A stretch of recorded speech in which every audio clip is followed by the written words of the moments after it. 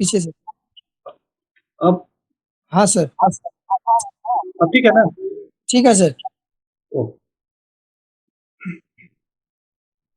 Smell की बात कर रहे हैं तो ऑल्फैक्टरी नर्व की बात कर रहे हैं, और पहले ब्रेन का थोड़ा सा समझ लेते हैं। यहाँ पे ये क्लास तो ले चुके थे, लेकिन यहाँ पे रिपीट करना इसको जरूरी है। ये टेम्पोरल लोब जिसके बारे में कल बात किए थे कि ये हियरिंग के लिए रिस्पॉन्सिबल है, और पीछे में ऑसिपिटल लोब जो विजन के लिए रिस्पॉन्सिबल है। ये एरिया हमारा मेमोरी सेंटर। अब पूरे ब्रेन की बात करते हैं तो ठीक टेम्पोरल लोब के बगल में बल्ब लाइक एक स्ट्रक्चर है। ये एकदम बिल्कुल बल्ब जैसा ही स्ट्रक्चर है इंफीरियर पार्ट में, और इसका नाम है ऑल्फैक्टरी बल्ब।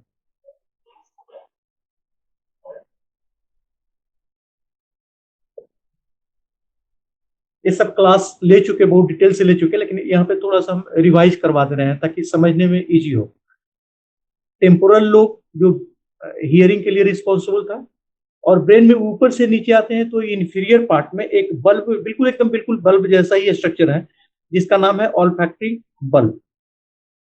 ये ऑल्फैक्टरी बल्ब दो सेंटर है, एक स्मेल के लिए रिस्पॉन्सिबल है एंड दूसरा टेस्ट के लिए रिस्पॉन्सिबल है। दोनों का नर्व इसी ऑल्फैक्टरी बल्ब में आके खत्म हो जाता है। और जब टेस्ट पढ़ा रहे थे उस समय बताए थे कि थोड़ा कहीं हमको स्मेल मिल जाता है कहीं खाना बनने का, जो हम देख भी नहीं रहे, विजन में भी नहीं है, उसके बावजूद भी उसके टेस्ट के बारे में हमें थोड़ी सी आइडिया हो जाती है।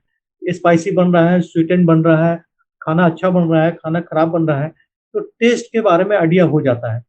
कारण कि स्मेल और टेस्ट दोनों का ब्रेन में सेंटर एक ही जगह है, और वो सेंटर हमारा ऑल्फैक्टरी बल्ब है। क्योंकि स्मेल का भी सेंटर यहीं पर है, तो यहाँ पे आके सेंसरी नर्व का एंडिंग हो जाता है, तो टेस्ट का भी यहीं पर है। तो जैसे ही ये एंडिंग होगा ना, तो उस स्मेल के आधार पर टेस्ट का आइडिया हम लोग ले लेते हैं। अब थोड़ा ही इसके बारे में और भी बात कर लेते हैं।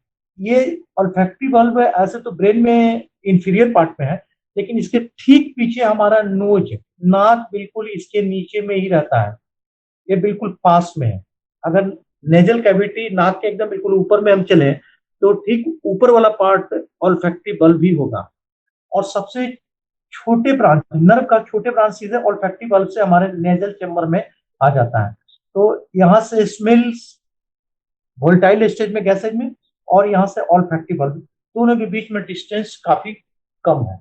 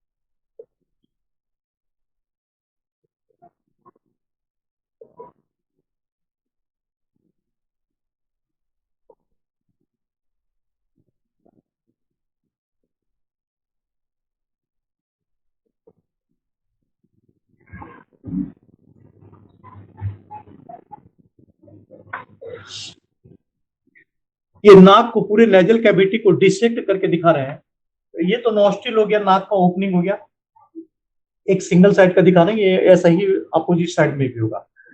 ये पूरा नाक अंदर से जब देखते हैं कि ढका रहता है एक म्यूकस मेम्ब्रेन से, पूरा का पूरा नेजल चेम्बर से म्यूकस मेम्ब्रेन से ये इम्बेडेड है, पूरा का पूरा ढका हुआ है। और इसके अंदर में वैस्कुलर वेट, ब्लड वेसल्स का बहुत बड़ा बड़ा ब्रांचेज यहाँ पे मौजूद है। जैसे टेस्ट के लिए वोल्टाइल लिक्विड, वोल्टाइल स्टेज में लिक्विड के साथ वोल्टाइल होना चाहिए था,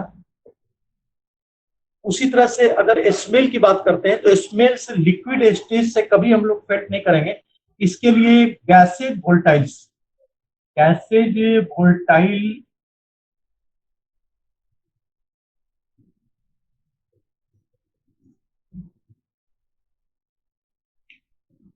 स्टेज में केमिकल्स का होना चाहिए।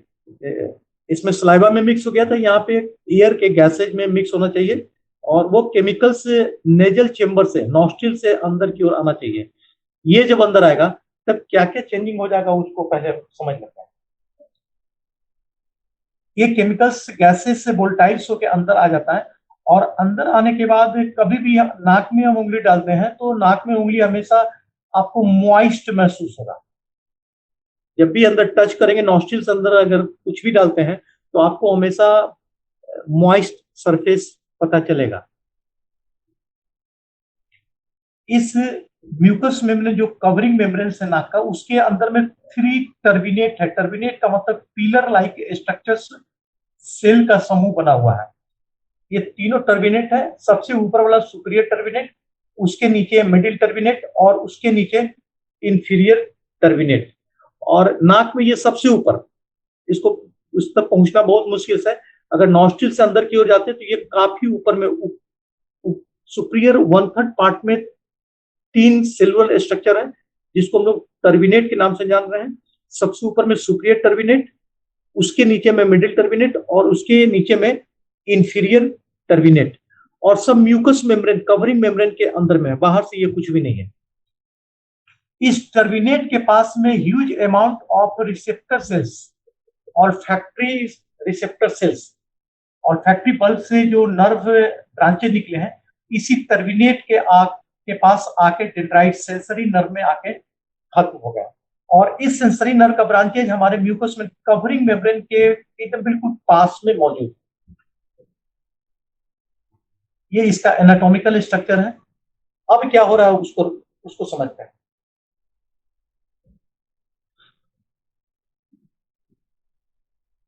ये मान लेते हैं म्यूकस मेम्ब्रेन है नाक का दोनों तरफ का।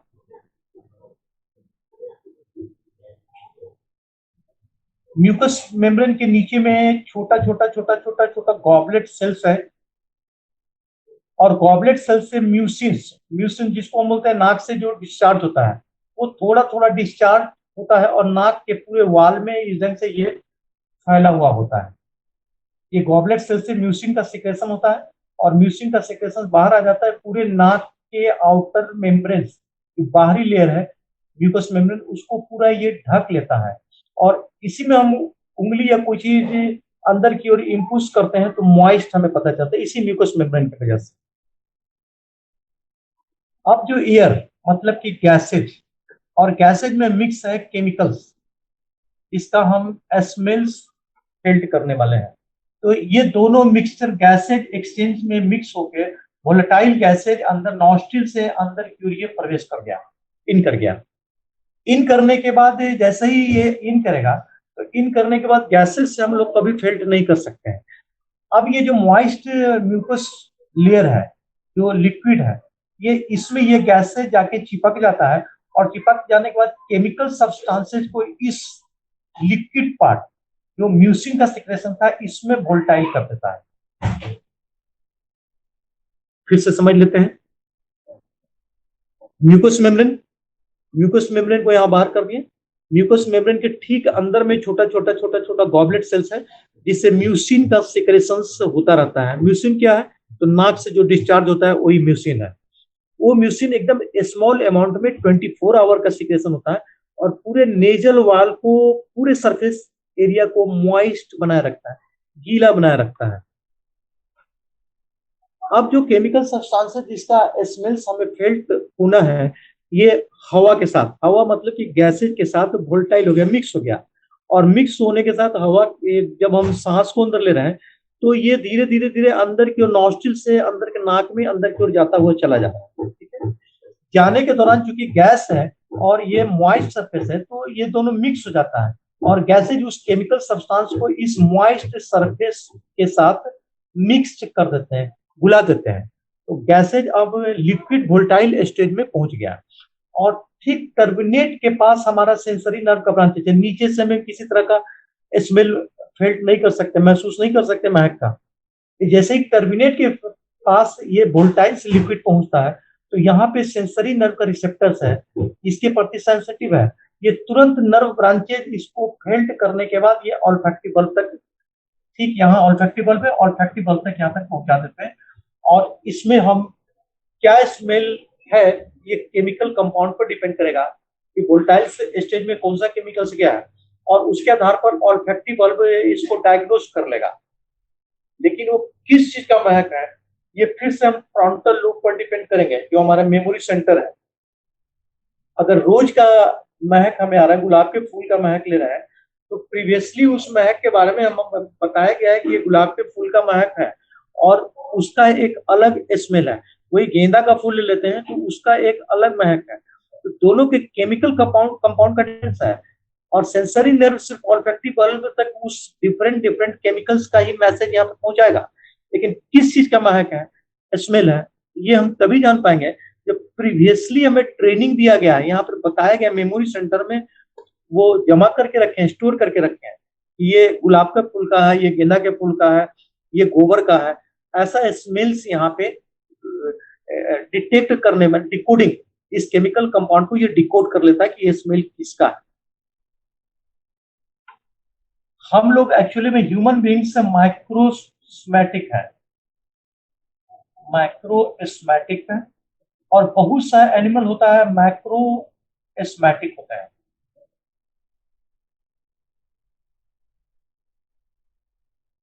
इसमें थोड़ा सा डिफरेंशिएशन कर लेते हैं।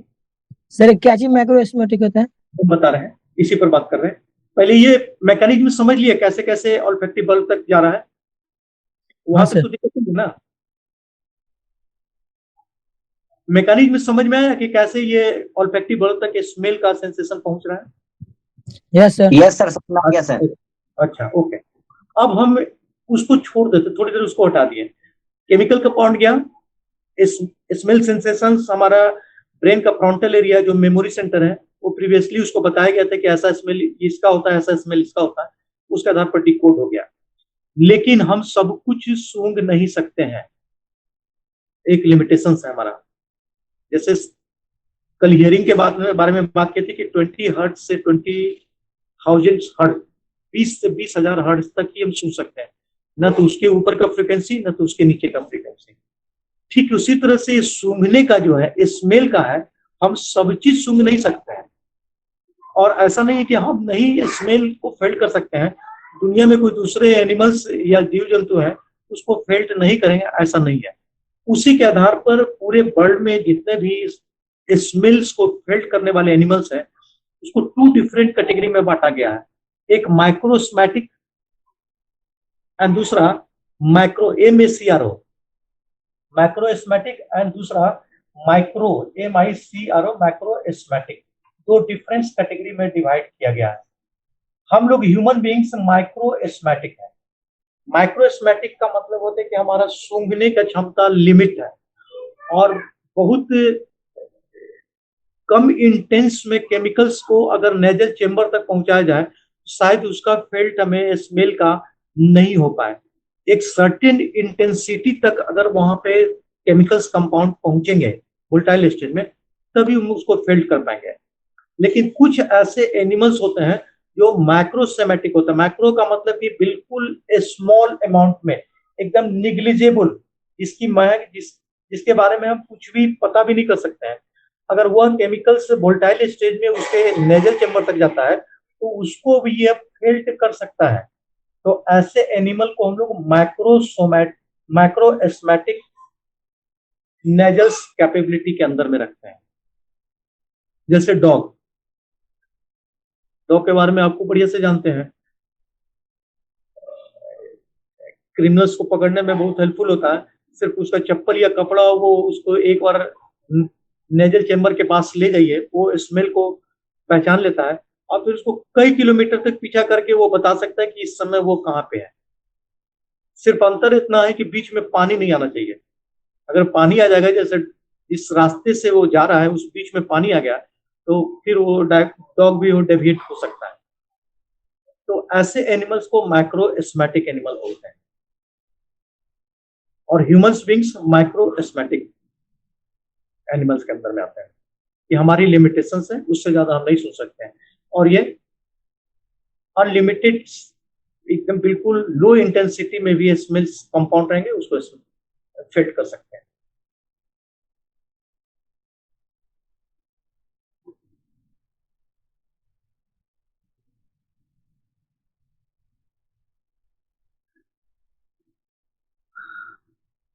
अब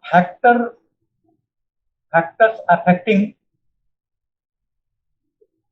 स्मेल, वो क्या क्या चीज है जो हमको प्रभावित करता है। फर्स्ट आता है एज, सेकेंड आता है इंटेंसिटी,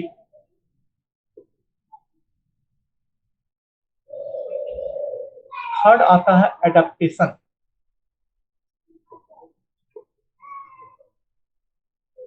तीन डिफरेंस फैक्टर्स हमारे स्मेल कैपेसिटी को प्रभावित करता है।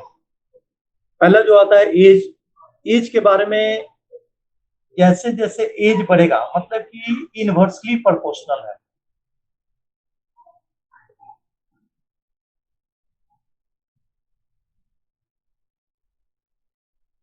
उम्र बढ़ता जाएगा और सूंघने की क्षमता धीरे धीरे करके घटती हुई चली जाएगी। एकदम सीधा रिश्ता है एज के साथ। बच्चे हम लोग से ज्यादा इंटेंस स्मेल ले पाते हैं, एडल्ट में कम जाएगा, एडवांस एज में कम जाएगा, एंड जेरिएट्रिक्स ओल्ड एज में और कम जाएगा। उसके बाद आता है इंटेंसिटी। इंटेंसिटी माने जो केमिकल्स सब्सटेंस है जो गैसेज के रूप में वोलेटाइल स्टेज में आ रहा है, उसका अमाउंट कितना है। What are the amount of volatile gases, उसमें केमिकल्स कंपाउंड का जो कंसंट्रेशन है वो कितना है, वो हमारे इन सूंघने की कैपेसिटी को प्रभावित करता है। ज्यादा है तो बहुत जल्द सूंघ लेंगे और बहुत लंबे समय तक उसका स्मेल ले पाएंगे। अगर वो केमिकल सब्सटेंस कम है तो स्वाभाविक है कि इंटेंसिटी सूंघने की घट जाएगी। तीसरा आता है एडेप्टेशन। एडेप्टेशन बोलता है कि मात्र 2.5 मिनट्स टू 10 मिनट्स, बहुत कम समय है। एडेप्टेशन का मतलब होता है कि उसके साथ एडजस्ट कर जाना, that word is called adaptation.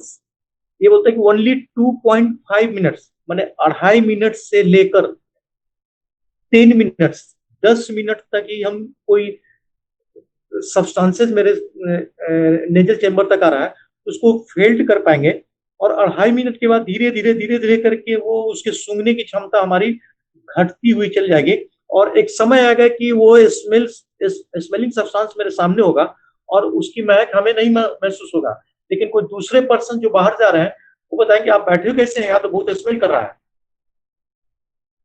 हमारे सामने अगर यहाँ पे है तो हमें पता नहीं चलेगा, 2.5 मिनट बाद धीरे धीरे करके घटना शुरू हो जाएगा और 10 मिनट के बाद स्मेल हम नहीं फेल कर पाएंगे। इसका मतलब ये नहीं कि वो वोलेटाइल स्टेज में केमिकल्स नहीं आ रहा है, वो उतना ही आ रहा है, लेकिन शरीर उसके प्रति एडेप्ट कर गया है। अब वो स्मेल को फेल करने की क्षमता हमारे ऑल्फैक्टिव बल्ब में नहीं रह गया। लेकिन जो पर्सन यहाँ नहीं है, वो बाहर से यहाँ आ रहा है, तो वो अभी इस एडेप्टेशन फेज में नहीं आया है, वो तुरंत बता देगा कि आप यहाँ बैठे कैसे हैं, यहाँ तो बहुत बदबू आ रही है, जबकि हमें बदबू पता नहीं चलेगी। तो इसी प्रोसेस को हम एडेप्टेशन बोलते हैं। कई बार हम लोग स्लम एरिया या कई ऐसे जगह से गुजरते हैं, बड़ा नाला है, बड़ी गंदगी रहती है, तो बोलते हैं कि बापा ये नाक बंद कर लेते हैं, ये लोग रह कैसे रहे यहाँ पे, हम लोग तो यहाँ से गुजर भी नहीं पाते हैं। तो ये इसलिए रह रहा है कि वहाँ एडेप्टेशन फिजियोलॉजिकल प्रोसेस वहाँ पे काम कर रहा है। उनको धीरे धीरे करके 2.5 से 10 मिनट के बाद उनको फेल्ट होगा ही नहीं, और चूंकि उनका रेसिडेंसी वही है, इसलिए उस महक के प्रति वो ऑल्फैक्टिव बल्ब फेल करना बंद कर चुका होगा। लेकिन हम वहाँ नहीं रहते, इसलिए जाते हैं तो स्मेल पता चलता है। तो ये तीनों फैक्टर्स हमारे स्मेल कैपेसिटी को प्रभावित करता है। Hello sir. हाँ हाँ बोलिए सर एज और इंटेंसिटी में क्या बोले, थोड़ा फिर से बोल दीजिए, नहीं देख पाए। एज वाला, जी जी। एज के बारे में तो इनवर्सली प्रोपोर्शनल का मतलब उल्टा चलेगा। जैसे कोई चीज, जैसे हमारी ताकत है, तो जैसे जैसे उम्र बढ़ती है, जैसे बच्चा से बड़ा में ज्यादा ताकत होता है, लेकिन एक एज के बाद 40 ईयर के बाद धीरे धीरे करके घटना शुरू होता है। लेकिन ये जो स्मेल कैपेसिटी है ना, इनवर्सली प्रोपोर्शनल, उल्टा चलेगा। जब बच्चा में खूब ज्यादा सूंघने की क्षमता होगी, थोड़ा एडल्ट होगा तो कम जाएगा, एडवांस एज में जाएगा, मिडिल एज में जाएगा तो कम जाएगा, और जेनेटिक्स एकदम ओल्ड हो जाएगा तो कम जाएगा। तो जैसे जैसे उम्र बढ़ती जाएगी ना, धीरे धीरे स्मेल फेड करने की क्षमता उसकी घटती जाती है। सर इंटेंसिटी में क्या बोले, अमाउंट ऑफ? इंटेंसिटी का मतलब होता है कि केमिकल सब्सटेंस, जैसे जैसे इतना अमाउंट ऑफ गैसेज है, एयर है, मान लेते हैं 1 लीटर जैसे गैसेज, और 1 लीटर में मात्र उसका 5% केमिकल सब्सटेंस है, ये खीर बन रहा है। तो 1 लीटर में मात्र मात्र 5% ही घुला हुआ है। लेकिन यही अगर 10% घुल जाएगा तो इंटेंसिटी, हमारे सूंघने की क्षमता बहुत तीक्ष्ण हो जाएगी, बढ़ जाएगी। तो डिपेंड करता है कि गैसेज में जो जो 1 लीटर गैसेज लेते हैं उसमें केमिकल कंपाउंड जो है, केमिकल सब्सटेंस है, उसका कंसंट्रेशन कितना है। कंसंट्रेशन बढ़ेगा, इंटेंसिटी बढ़ जाएगी, सूंघने की क्षमता हमारी बढ़ जाएगी। हो और गया सर। एडेप्टेशन तो बता चुके हैं कि यस थोड़ी देर सर। में सूंघने की क्षमता खत्म हो जाएगी अगर उस मीडिया में रहते हैं तब। ठीक है सर। अब एक चीज और बात करना होगा, उसके बाद ये खत्म हो जाएगा।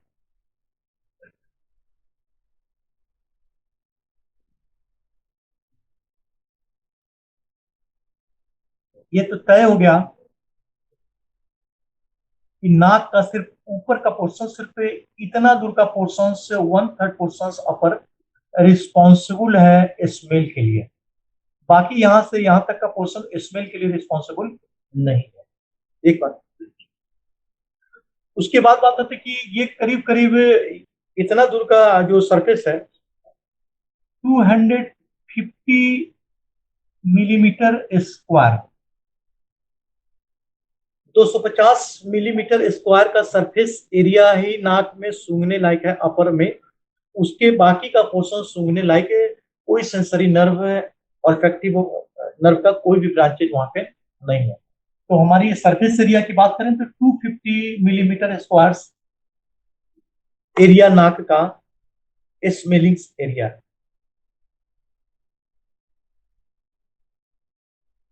एक सिंगल नर्व जिसका नाम पहले ही चर्चा कर चुके हैं कि ऑल्फैक्टरी नर्व है, और ऑल्फैक्टरी नर्व है, एक सिंगल नर्व है, वही नेजल चैम्बर से होता हुआ ऑल्फैक्टरी बल्ब में आके खत्म हो जाता है और स्मेल सेंसेशन को ऑल्फैक्टरी बल्ब तक पहुंचाता है। यहां तक किसी को कुछ पूछना है तो पूछ लीजिए पहले।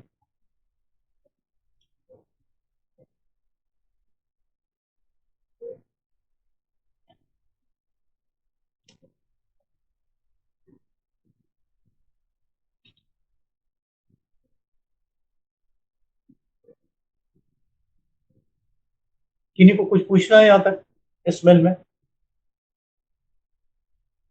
No sir.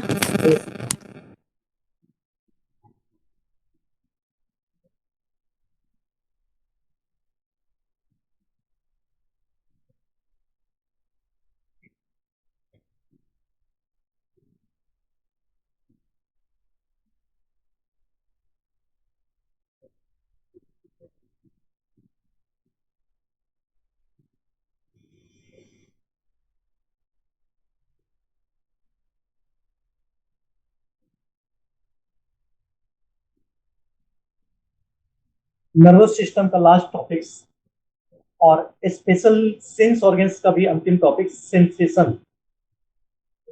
यहाँ पे आपका नर्वस सिस्टम और स्पेशल सेंस दोनों खत्म हो जाएगा। सेंसेशन क्या किसको रहे हैं? तो बोल रहे हैं कि touch, temperatures and pain. Touch का मतलब छुआ जा रहा है अंदर से या बाहर से, उसको महसूस कर ले रहे हैं। टेम्परेचर्स, गर्म है या ठंडा है, किस चीज से हमारा बॉडी टच कर रहा है या पोर्शन हमारा सरफेस एरिया टच कर रहा है, उसको फील कर लेते हैं। और पेन, पेन का मतलब है कि अनईजी टच है, जो मेरे लिए अच्छा नहीं है, वह टच को पेन कहते हैं। तो ये तीनों को फील्ड कर रहे हैं, महसूस कर रहे हैं, और इकट्ठा इनको अलग अलग नहीं पढ़ के इकट्ठा एक वर्ड में हम इसको समाहित कर देते हैं, और वो वर्ड है सेंसेशन। और sensation is the part of our special sense organs. ये बॉडी का स्पेशल सेंस ऑर्गन्स में आता है। कौन कौन आता है? सेंसेशन हो गया, विजन हो गया, हियरिंग हो गया, टेस्ट हो गया, एंड स्मेल। ये पांचों हमारा स्पेशल सेंस ऑर्गन का पार्ट है।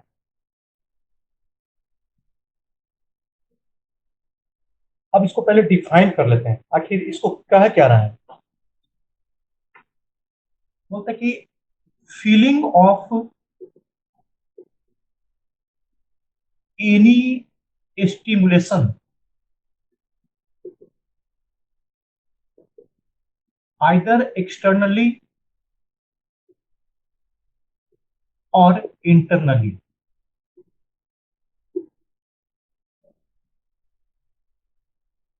टच, टेम्परेचर, पेन को हटा देना, उस पर ध्यान नहीं देना, अभी सेंसेशन पे हम बात कर रहे हैं, क्योंकि तीनों इस सेंसेशन के अंदर में आता है। तो अगर सेंसेशन पर बात करेंगे, तीनों बारी बारी से आता हुआ चला जाए। डिफाइन करना होगा, या कोई आपसे पूछता है कि सेंसेशन आखिर क्या किसको रहे हैं, तो इसका एक लाइन में बात कर देंगे कि फीलिंग ऑफ एनी स्टिमुलेशन, किसी भी तरह का छेड़छाड़ किया जा रहा है, स्टिमुलेट किया जा रहा है, कहां से, आइदर एक्सटर्नली और इंटरनली। आइदर एक्सटर्नली को या तो शरीर के बाहर से वो स्टिमुलेशन दिया जा रहा है, या शरीर के अंदर से स्टिमुलेशन दिया जा रहा है। अब कैसे दिया जा रहा है, तो केमिकली,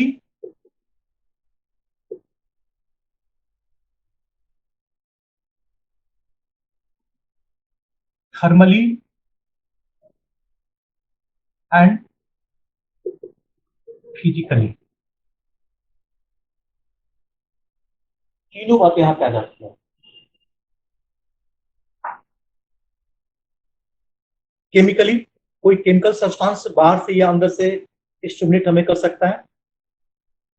थर्मली, थर्मली का मतलब है टेम्परेचर से रिलेटेड, वो गर्म भी हो सकता है, ठंडा भी हो सकता है, ये बाहर या अंदर से हमें स्टिमुलेट कर सकता है। एंड तीसरा फिजिकली, फिजिकली माने कोई ऑब्जेक्ट, वो हमारा शरीर का पार्ट भी हो सकता है, शरीर का पार्ट नहीं हो सकता है, फॉरेन बॉडी भी हो सकता है, मैकेनिकल सब्सटेंस भी हो सकता है। फिजिकली में मैकेनिकल सब्सटेंस भी लेके चलते हैं। मैकेनिकल कोई भी सब्सटेंस, वुडन होगा, मेटालिक होगा, कुछ भी ले लेते हैं, तो ये आउटर से और इनसाइड से हमें स्टिमुलेट कर रहा है, और उस स्टिमुलेट को हम फील कर रहे हैं, महसूस कर रहे हैं, और इसी फीलिंग को हम लोग सेंसेशन के नाम से जानते हैं।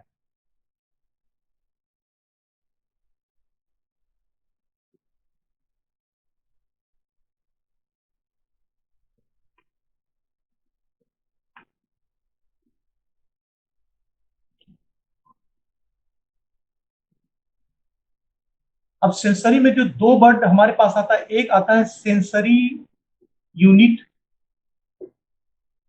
एंड दूसरा आता है डर्माटोम।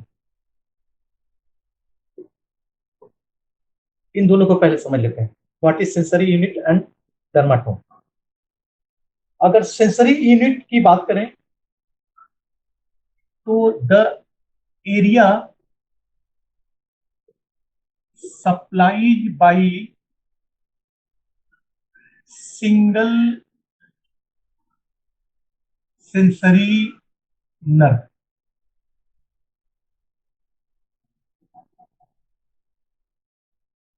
ये साफ साफ पता चलता है कि वह सरफेस एरिया, वह जगह जो सिंगल नर्व के ब्रांचेस से सप्लाइड है, ये अगर नर्व फाइबर जा रहा है तो इसके ब्रांचेज एंड री ब्रांचेज होते हुए चलेंगे। इस ढंग से ये ब्रांचेज री ब्रांचेज होते हुए आगे बढ़ते हुए चले जाएंगे अपने कोर्स डायरेक्शन में, जहां तक उसको जाना है। तो बोलते हैं कि ये जो सिंगल नर्व जहां जा रहा है, और जिस एरिया को ये सिंगल नर्व, माहिर में माने थे कि ये इतना दूर के एरिया को ये सिंगल नर्व सप्लाई दे रहा है, तो इस सिंगल नर्व के ब्रांच को हम लोग सेंसरी यूनिट के नाम से जानते हैं। तो सिर्फ एक सिंगल नर्व, नर्व का एक ब्रांचेज, उसके द्वारा जितना दूर का सरफेस एरिया सप्लाइड किया गया है, उस सरफेस एरिया को हम लोग सेंसरी यूनिट के नाम से जान रहे हैं। ये छोटा भी हो सकता है सरफेस एरिया, ये बड़ा भी हो सकता है, डिपेंड करता है कि नर्व का ब्रांच कितना बड़ा है। सेकेंड डर्माटोम पर बात करते हैं।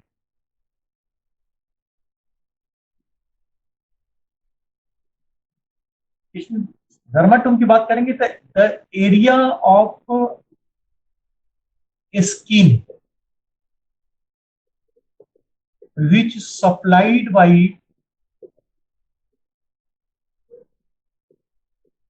single nerve। दोनों में बहुत सिमिलरिटी है, सेंसरी यूनिट और डर्माटोम में बहुत सिमिलरिटी है। ये मान लेते हैं किसी का शरीर का कोई पार्ट है, हाथ ही मान लेते हैं, ये नर्व जा रहा है, मान लेते हैं रेडियल नर्व का ब्रांचेज जा रहा है और ये ऐसे ऐसे करके ब्रांचेज एंड ब्रांचेज होता हुआ पूरे हाथ तक ये बढ़ता हुआ चला जा रहा है। तो इसका एक ब्रांच जितना दूर में लास्ट में सप्लाई दे रहा है, ये हमारा हो गया सेंसरी यूनिट, और ये सेंसरी यूनिट इतने दूर के स्किन को सप्लाई दे रहा है। थोड़ी देर के लिए मान लेते हैं कि ये जितना ब्लू कर दिए हैं, एक सिंगल नर्व इतना, मतलब एक सेंसरी यूनिट इतना दूर के एरिया को नर्व सप्लाई दे रहा है। तो ये स्किन का वो एरिया जो सिंगल नर्व के द्वारा सप्लाई पा रहा है, उस इतने दूर के सरफेस एरिया ऑफ स्किन को हम लोग डर्माटोम के नाम से जानते हैं। क्लियर हो गया दोनों में डिफरेंस? सेंसरी यूनिट नर्व का single branch, dermatome single branch जितना दूर के सरफेस एरिया को स्किन को सप्लाई दे रहा है, वो हमारा डर्माटोम कहलाता है।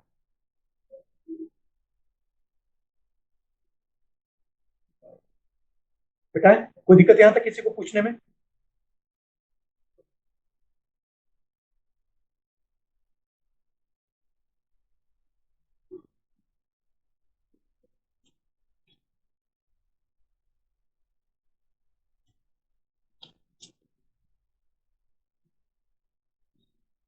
अगर प्रॉपर्टी ऑफ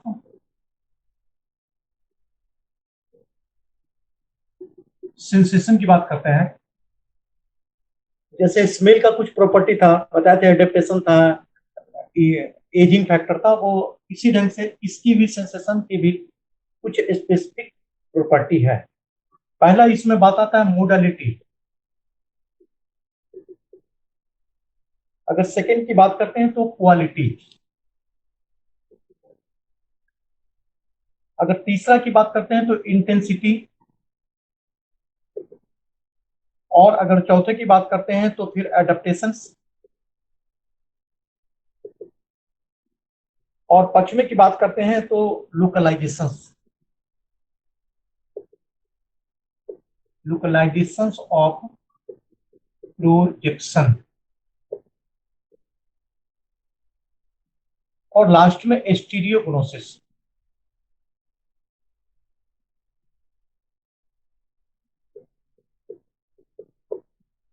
अब थोड़ा इस पे बात कर लेते हैं, 1 2 3 4 5 6 7। मोडालिटी, मोडालिटी का मतलब होता है कि हर एक चीज का फीलिंग्स हमें अलग अलग होगा। वो डिपेंड करता है कि किस चीज से महसूस, जैसे ये हमारा हाथ है और ये इसमें हमने पेन दे दिया तो इसकी फीलिंग्स अलग है क्योंकि मोडालिटी अलग है। और इसके जगह हम अगर मेटल डाल देते हैं, रड डाल देते हैं आयरन का, तो उसकी फीलिंग्स अलग हो जाएगी। अगर उसके जगह हम वुडन कोई काठ का चीज डाल देते हैं, उसकी फीलिंग अलग हो जाएगी। तो मोडालिटी पर डिपेंड करता है कि जो सेंसरी स्टिमुलेशन है, जो फीलिंग्स हमारी है, वो किस चीज से टच किया जा रहा है, उस मोडालिटी के आधार पर हमारा सेंसेशन वैरी करता है। एक जगह जैसे यही ये छू रहे हैं और ये छू रहे हैं, तो दोनों तो उसी जगह पे टच करना है, लेकिन दोनों का डिफरेंशिएशन आंख बंद करने के बावजूद भी शरीर बता पाएगा, बिकॉज मोडालिटी का डिफरेंस हो गया। दो अलग अलग चीज से छू रहे हैं, तो ये दोनों के फीलिंग्स हमारे पास अलग अलग आए। तो सीधा वो डिपेंड करता है कि इस मोडालिटी को हम टच कर रहे हैं या किस मोडालिटी से हमें इरिटेट किया जा रहा है, उसके आधार पे सेंसेशन डिफर कर जाएगा।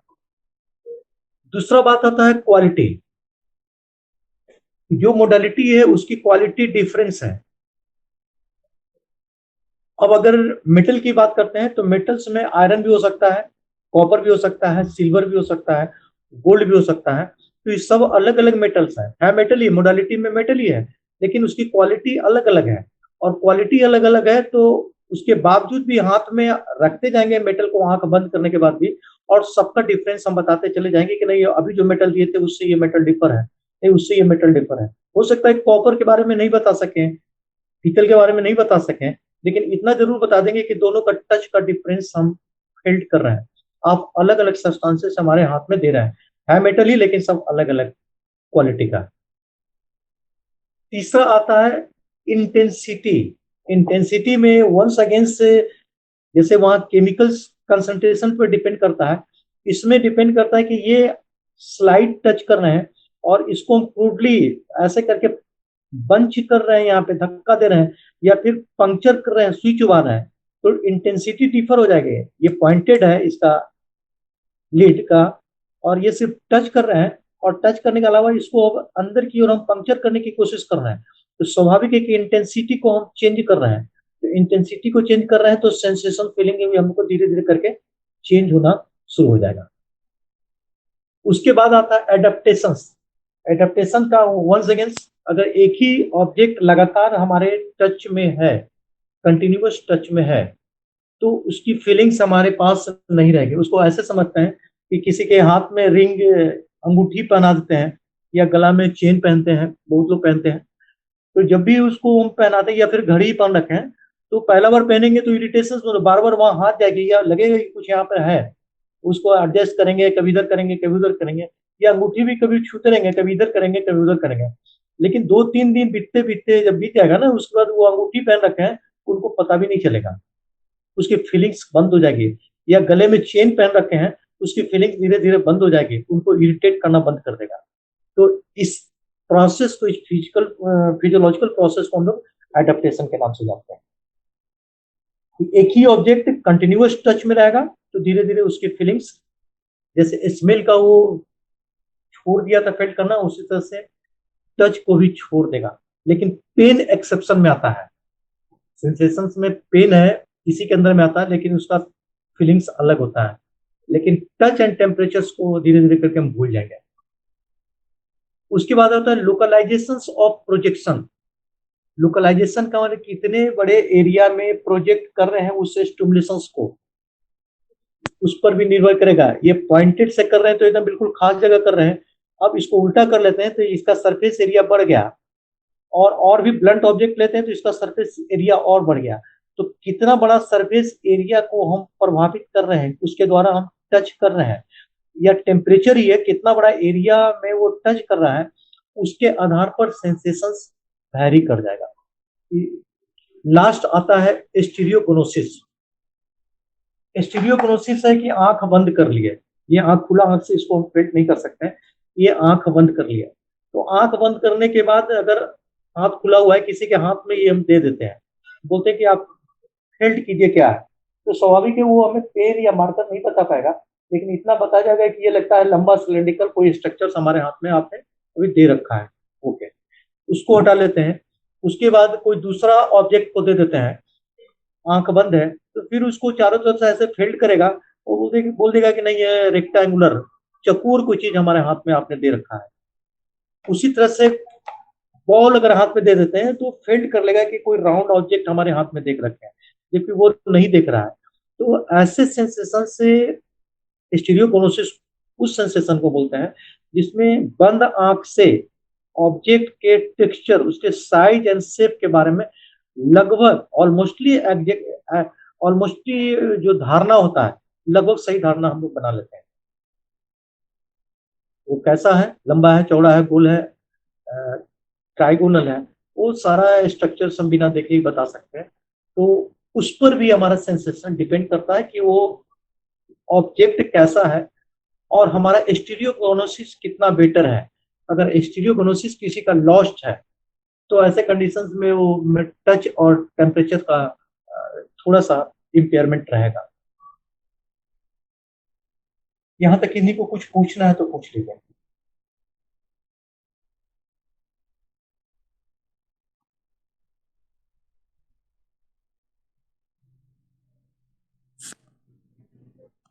कोई क्वेश्चन यहाँ तक इन्हीं का? नहीं सर। Hello sir. हाँ हाँ बोलिए। मोडालिटी फिर से बता दीजिए। Modality Yes, sir. मोडालिटीज का मतलब हुआ कि अभी तो बात की ना कि दुनिया में हजारों सब्सटेंसेज हैं। कॉमन बात कर रहे हैं, अभी ये मेरे हाथ में प्लास्टिक है, अगर ये मान लेते हैं कि ये वुडन है और ये मान लेते हैं कि मेटालिक है, 3 पेन्स हमारे हाथ में है और तीनों अलग अलग चीज का बना हुआ है, और अभी तो तीनों प्लास्टिक का ही है, ये वाला मेटल का है। तो आंख बंद रखते हैं तो ये जो फील्ड हम कर रहे हैं प्लास्टिक का है, इसकी फीलिंग्स टच हमें पता चल, टच तो करेगा ही, ये भी टच करेगा और ये भी टच करेगा ठीक उसी जगह पे, लेकिन इसके टच और इसके टच में डिफरेंस है, और ये मार्कर रख रहा है तो ये भी प्लास्टिक का बना हुआ है, ये भी प्लास्टिक, लेकिन दोनों का डेंसिटी में डिफरेंस है, इस प्लास्टिक के डेंसिटी में डिफरेंस है, इस प्लास्टिक के डेंसिटी में डिफरेंस है। तो ये रख रहे हैं और फिर ये रख रहे हैं, फिर भी दोनों का डिफरेंस हमें पता चल रहा है अलग अलग। तो मोडालिटी का मतलब होता है कि सेंसेशन डिपेंड करता है कि कौन सा ऑब्जेक्ट से हमें स्टिमुलेट किया जा रहा है। वो कोई जरूरी नहीं है कि सॉलिड हो, वो लिक्विड भी हो सकता है, एसिड भी हो सकता है, बेस भी हो सकता है, सॉल्ट भी हो सकता है, कुछ भी हो सकता है। तो स्टिमुलेटिंग सब्सटेंस किस चीज का बना हुआ है, उसके आधार पर हमारा सेंसेशन को वो प्रभावित करेगा। कि किसी का सेंसेशन ज्यादा महसूस होगा, किसी का सेंसेशन, स्वाभाविक है, रुई ले लेते हैं और लोहा ले लेते हैं, दोनों एक ही जैसा थोड़ी फील करेंगे, जबकि सरफेस एरिया हमारा डर्माटोम उतना ही रहेगा, लेकिन कॉटन का अलग महसूस होगा और उतना ही मेटल का हमें अलग महसूस होगा। तो सेंसेशन से ये नहीं कर सकते कि कितना देर दूर के एरिया को टच किया जा रहा है, उस पर भी डिपेंड करेगा कि हम किस चीज से, किस ऑब्जेक्ट से उसको टच कर रहे हैं, किस चीज से इरिटेट कर रहे हैं, उस पर वो डिपेंड करेगा। इसी को मोडालिटी बोलते हैं।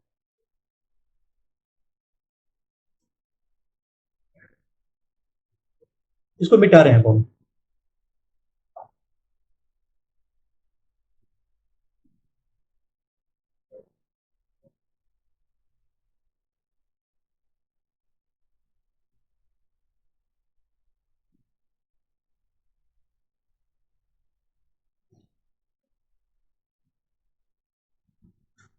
अब क्लासिफिकेशन कर रहे हैं,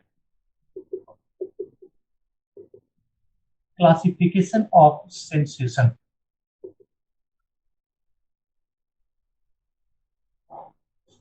अगर इसको क्लासिफाई करेंगे तो फर्स्ट हम जो क्लासिफिकेशन होगा जनरल सेंसेशन के रूप में इसको रखते हैं। फर्स्ट जो हमारा डिवीजन होगा क्लासिफिकेशन में, वो हमारा जनरल सेंसेशन के रूप में आएगा। जनरल सेंसेशन में हम फिर अगर डिवीजन करेंगे, जनरल सेंसेशन आखिर कह किसको रहा है, तो फिर से वंस अगेन इसको 3 डिफरेंट पार्ट में डिवाइड कर लेते हैं।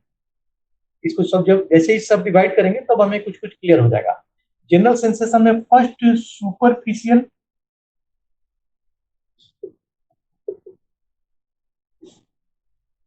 सेंसेशन, दूसरा डीप सेंसेशन एंड तीसरा फिशरल सेंसेशन। तीनों को अलग अलग करके समझ लेते हैं। फर्स्ट जो हमारा क्लासिफिकेशन है वो जनरल सेंसेशन है, और जनरल सेंसेशन से 3 अलग अलग पार्ट में डिवाइडेड है। एक सुपरफिशियल सेंसेशंस, दूसरा डीप सेंसेशंस एंड तीसरा विजुअल सेंसेशन। अब सुपरफिशियल पर हम बात कर रहे हैं, इस पर बात कर रहे हैं अलग से। Superficial sensation special sense of skin, ये एक्चुअली में स्किन का सेंसेशन है। इसको जब भी फील कर रहे हैं करेंगे तो ये स्किन का सेंसेशन है। और एब्जेक्ट लोकलाइजेशन, एग्जैक्ट लोकलाइजेशन, इसकी जो कैरेक्टर की बात करेंगे एकदम एग्जैक्ट एंड एक्यूरेटली,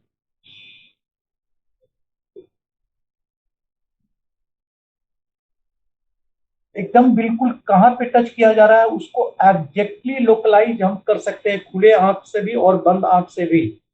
आंख बंद रहेगा उसके बाद भी हम कहाँ पे फील कर रहे हैं एकदम बता देंगे। अभी यहाँ घड़ी घड़ी है, घड़ी के बिल्कुल ऊपर में आप हमें टच कर रहे हैं, हाथ हटा के घड़ी के नीचे ले जाते हैं तो बता देंगे नहीं घड़ी के नीचे, ठीक एकदम हाथ रखने के लिए बोलेंगे तो रख देंगे कि हाँ यहीं पर टच कर रहे हैं। तो ये सुपरफिशियल सेंसेशन सिर्फ स्किन का सेंसेशन है, ये इसके अंदर महसूस नहीं कर सकते हैं। और एक्यूरेटली, एकदम बिल्कुल सही जगह, और लोकलाइज का मतलब कि 0.5 मिलीमीटर का भी डिफरेंस वहां पे डायग्नोज करने में नहीं होगा कि कहाँ पे अभी टच किया गया है। तो ये इसका स्पेशल कैरेक्टर है। इसमें एक बात और आ जाता है,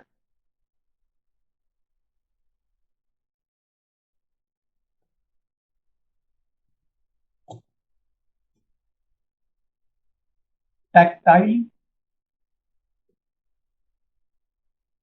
एंड डिस्क्रिमिनेशन।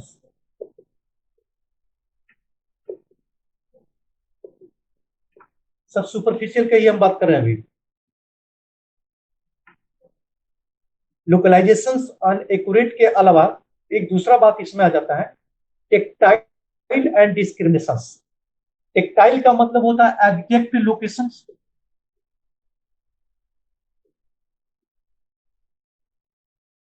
एकदम अभी जो जिसकी बात किए थे वो टेक्टाइल हो गया। लेकिन डिस्क्रिमिनेशन से थोड़ा सा डिफरेंस है।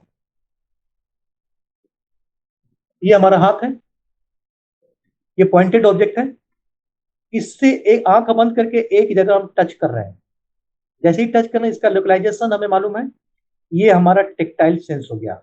ओके, अब इस पेन को उठा लेते हैं और ठीक उसके बगल में हम रख देते हैं फिर से दोबारा, और दोनों के बीच में 2 मिलीमीटर से भी कम का डिफरेंस होना चाहिए। अभी जहां पहले रखे हुए थे और इसके ऊपर नीचे दाएं बाएं किनारे जहां रखना रखें, लेकिन दोनों के बीच में मात्र 2 मिलीमीटर से भी कम का डिफरेंस होना चाहिए। और आंख बंद अवस्था में भी हम 2 मिलीमीटर से कम स्पेस के अलग अलग लोकलाइजेशन टेक्टाइल को हम बता पाते हैं कि हम ये अभी अभी जहां पहले रखे थे उसके ठीक नीचे रखे हैं, या बगल में रखे हैं, या ऊपर रखे हैं, और हमारी आंखें बंद हैं। तो इस स्पेशल सुपरफिशियल सेंस को हम लोग डिस्क्रिमिनेशन के नाम से जानते हैं। किसी को यहां तक समझने में दिक्कत है तो पूछ लो पहले। नो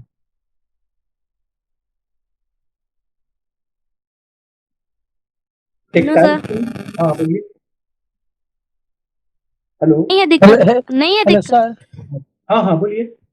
सर बोल रहे हैं जैसे हमें इसमें टेक्टाइल में एग्जैक्ट लोकेशन हम बता सकते हैं, तो इसमें डिस्क्रिमिनेशन में क्या बोलेंगे हम? दोनों दोनों में एग्जैक्ट लोकल, दोनों ही टेक्टाइल एंड डिस्क्रिमिनेशन में दोनों में हम एग्जैक्ट लोकेशन ही बता रहे हैं, कुछ नहीं कर रहे हैं। लेकिन एक में सिर्फ एक जगह हम बता रहे हैं, ये टेक्टाइल में आ गया। लेकिन यस सर। इससे 2 मिलीमीटर से कम दूरी पर दाएं बाएं ऊपर नीचे कहीं भी रख रहे हैं, और दोनों का डिफरेंस हम बता पा रहे हैं तुरंत का। आंख बंद है, अभी छुए और ठीक बगल में छुए, और हम बता दे रहे कि नहीं अभी आप हाथ जहाँ छू रहे थे उसके मिडिल साइड में छू रहे हैं, या लेटरल साइड में छू रहे हैं, या बाएं छू रहे हैं। तो ये जो डिफरेंस बता रहे हैं लोकलाइजेशन, इसी को हम लोग डिस्क्रिमिनेशन बोलते हैं। लेकिन 2 मिलीमीटर से कम का डिस्टेंस होना चाहिए। अगर ये ज्यादा का डिस्टेंस है तो फिर ये नहीं है। अगर 2 मिलीमीटर से कम का डिफरेंस कोई नहीं बता रहा है, इसका मतलब उसका डिस्क्रिमिनेशन लॉस्ट है, कोई प्रॉब्लम है। हो गया, क्लियर हो गया? Okay sir.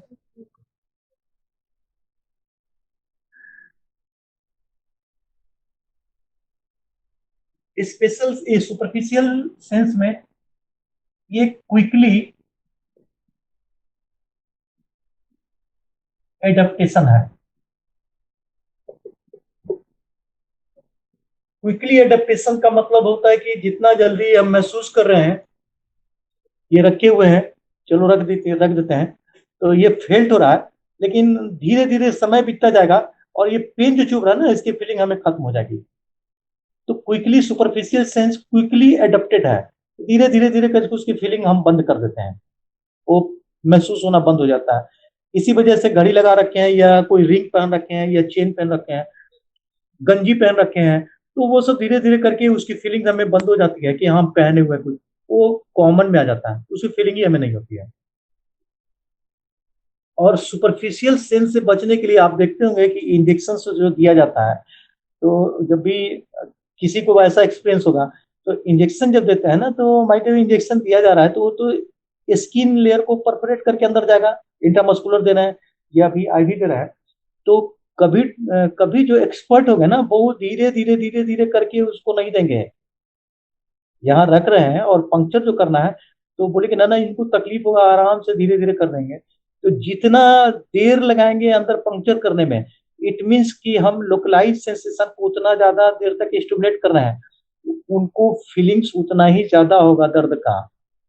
कोशिश की जाती है कि यहाँ रखें जहाँ एग्जैक्ट लोकेशन पे देना है और झटका से अंदर की ओर इम्पुश कर दें। तो बस स्किन को परफोरेट करने, पंक्चर करने तक जितना फीलिंग होगा उतना ही होगा, क्योंकि स्किन के नीचे हमारा सुपरफिशियल सेंस है ही नहीं, तो उसके नीचे उनको फीलिंग ही नहीं होगी। इसलिए वो लगाने के बाद बहुत धीरे नहीं होगा, आराम से ऐसा करके तुरंत पंच कर दिया जाता है, पंक्चर तुरंत कर देते हैं।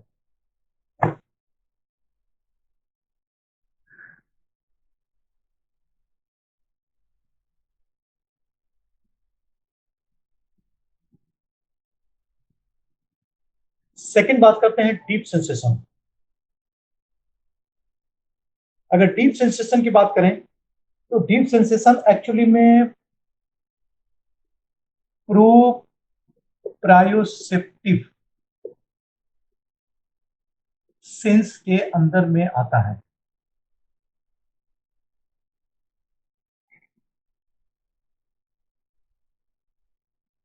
ये मसल्स का, टेंडन का, लिगामेंट्स का डीप स्ट्रक्चर का सेंसेशन है। जैसे ये ज्वाइंट है, एल्बो ज्वाइंट है, तो एल्बो ज्वाइंट में हम एग्जैक्टली मोड़ पा रहे हैं। अगर हमें खाना खाना है या मोड़ना है तो एग्जैक्टली मोड़ पा रहे हैं, या सीधा करना है तो एग्जैक्टली हम सीधा कर रहे हैं। और आंख बंद है तभी हमें मालूम है कि हाँ सीधा कर रहे हैं या मोड़ रहे हैं। तो ये अंदर का सेंसेशन है, लिगामेंट्स का सेंसेशन है, टेंडन का सेंसेशन है, डीप मसल का सेंसेशन है। तो ये सेंसेशन सुपरफिशियल सेंस से अलग होता है। इसका लोकलाइजेशन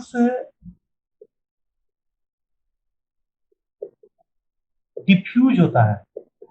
डिफ्यूज का मतलब है कि एकदम से, जैसे अभी एकदम एग्जैक्टली बता रहे थे कि हाँ यहाँ टच कर रहे हैं, यहाँ टच कर रहे हैं, इसमें नहीं बता पाएंगे। डिफ्यूज होता है, वो पता ही नहीं चलेगा कि कहाँ तक है। और यही वजह से ज्वाइंट का पेन होता है ना, डिफ्यूज पेन होता है।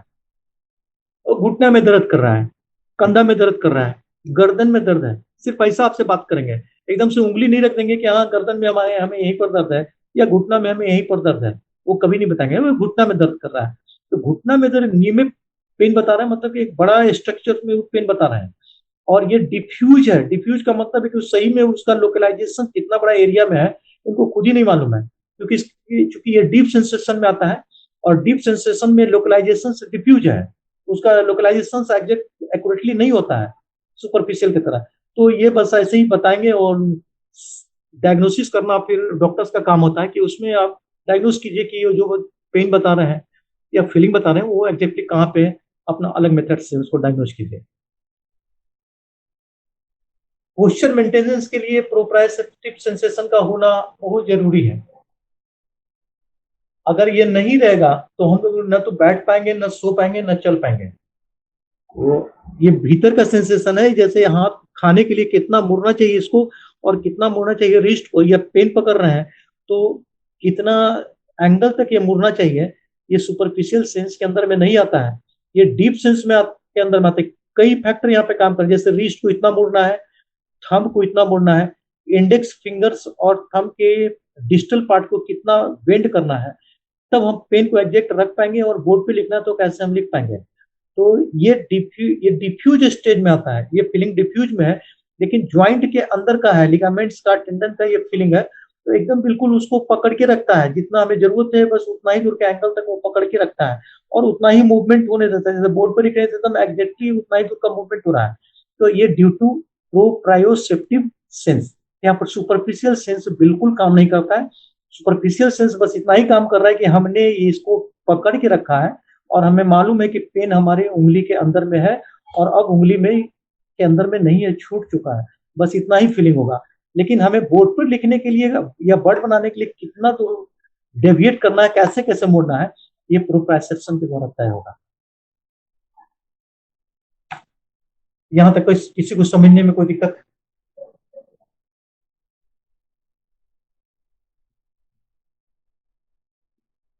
और प्रोप्रायोसेप्शन से का फीलिंग्स ऐसे नहीं समझ में आ रहा है तो दूसरा बात ले लेते हैं। ये हाथ है, इसमें हम रुमाल रख रखे हैं, इसको उठा के 1 kg का वेट ले लेते हैं, इसको उठा के 10 kg का वेट ले लेते हैं। तो हर का डिफरेंस हमें पता चलने लगेगा कि अभी नहीं, अभी 1 kg का लिया, अभी 2 kg का ले रखे हैं, अभी 3 kg का ले रखे हैं। तो ये वेट का फीलिंग है ना, ये भी प्रोप्राइसेप्शन सेंसेशन के अंदर में आता है कि कितना वजन हम ले रखे हैं या कितना प्रेशर हमारे शरीर पे पड़ रहा है किस जगह पे, ये उसी के द्वारा पता चलता है। इसमें सुपरफिशियल सेंस काम नहीं करता है।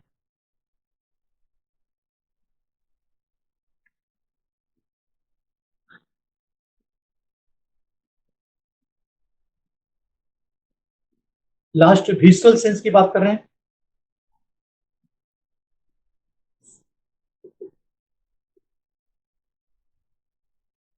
ये विसरा, सेंस ऑफ विसरा। विसरा माने इंटरनल ऑर्गन्स, बताते हैं ना पेट में दर्द हो रहा है, पेट में गुड़गुड़ कर रहा है, लगता है सीना में, चेस्ट में पेन हो रहा है, सांस लेने में डिफिकल्ट है, तो ये सब हमारा विसरल ऑर्गन्स है। मिक्चुरेशन से यूरिन की डिजायर हो रही है, डेफिकेशन की डिजायर हो रही है, तो ये सब इंटरनल ऑर्गन्स है और इंटरनल ऑर्गन्स में फीलिंग्स हो रही है, तो उसके अंदर के विसरल ऑर्गन्स के सेंस को हम जनरल सेंस में ही आता है लेकिन स्पेशल सेंस में रख देते हैं और इसको विसरल सेंस के अंदर में रखते हैं। इसी को विसरल सेंस बोलते हैं। और ये भी डिफ्यूज होता है, इसका भी लोकलाइजेशन एग्जैक्ट नहीं होता है। पेट में दर्द है, बस पेट में दर्द ही बता पाएंगे। पेट में कहाँ दर्द है एकदम बिल्कुल उंगली या पेन रख के बता दें कि ठीक यहाँ पे दर्द है, ये पॉसिबल ही नहीं है, क्योंकि इसका कैरेक्टर ही नहीं है विजुअल पेन का कि लोकलाइजेशन टेक्टाइल या डिस्क्रिमिनेशन में आता हो। ये डिफ्यूज है, पूरे पेट में बहुत बड़ा पोर्शन में दर्द होगा। मिक्चुरेशन का डिजायर है तो पेरिनियल एरिया में बहुत बड़ा एरिया में पेन होगा, उससे एग्जैक्ट एक जगह लोकलाइजेशन ही नहीं होगा। तो विजुअल पेन का कैरेक्टर भी डिफ्यूज, जैसे डीप सेंसन में था, ठीक उसी से उससे डिफ्यूज पेन के अंदर आता है। डिफ्यूज टाइप का पेन होगा, इसका कैरेक्टर डिफ्यूज होगा। यहाँ पे छोड़ देते हैं अभी।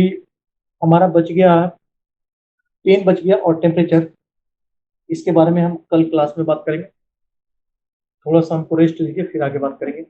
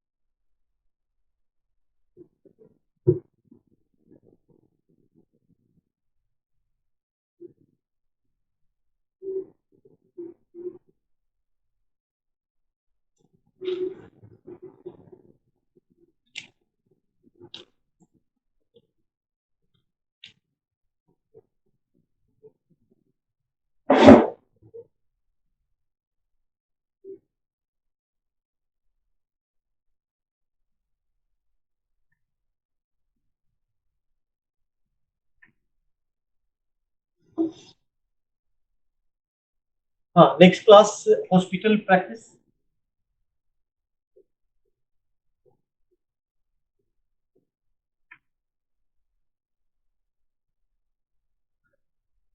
हॉस्पिटल प्रैक्टिस में कल लोग वुंड्स पर बात किए थे।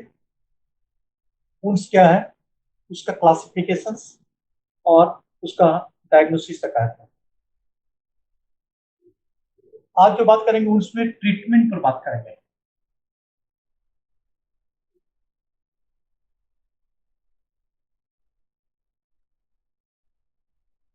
लेकिन ट्रीटमेंट तो हम तब देंगे ना जब वो खुद से ठीक नहीं होगा। ये यहाँ पे घाव बना देते हैं, ब्लेड से हम काट देते हैं, तो ब्लेड से कट गया, कटता ही रहता है, ये चाकू है, ब्लेड है, ऐसा होता ही रहता है इंजरी। तो हर बार हम एंटीबायोटिक ही लेते हैं क्या, या इसको हीलिंग करने के लिए बैंडेजिंग करते हैं क्या? कुछ भी नहीं करते हैं, अपने आप बढ़ जाता है। तो ट्रीटमेंट तो की बात तब आएगी ना जब ये वुंड्स खुद से नहीं हील करे तब। अगर दूसरे शब्दों में बात करें तो वुंड्स में कैपेसिटी है, या वुंड्स की ऐसा प्रॉपर्टी है कि खुद ब खुद वो हील कर ले। अगर उसमें कोई बड़ा प्रॉब्लम्स नहीं है, कॉम्प्लिकेशंस नहीं आ रहा है, तो खुद ब खुद वो तो हील कर लेगा। तो आखिर कैसे हील कर ले रहा है, पहले उसको समझ लेते हैं। जब वो समझ लेंगे तब ट्रीटमेंट मेरे लिए इजी हो जाएगा।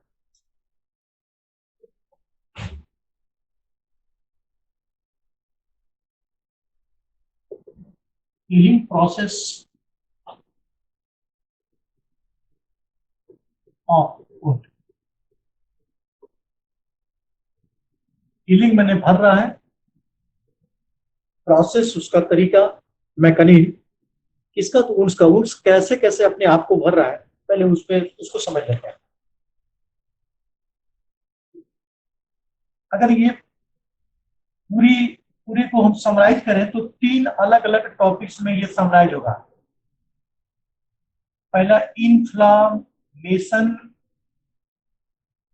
स्टेज, दूसरा हाइड्रोब्लास्टिक स्टेज, और तीसरा मैचुरेशन स्टेज। ये नेचुरल प्रोसेस है, अभी हमें ट्रीटमेंट देने की आवश्यकता नहीं पड़ी है। वुंड्स को इन तीनों स्टेज से गुजरने देते हैं।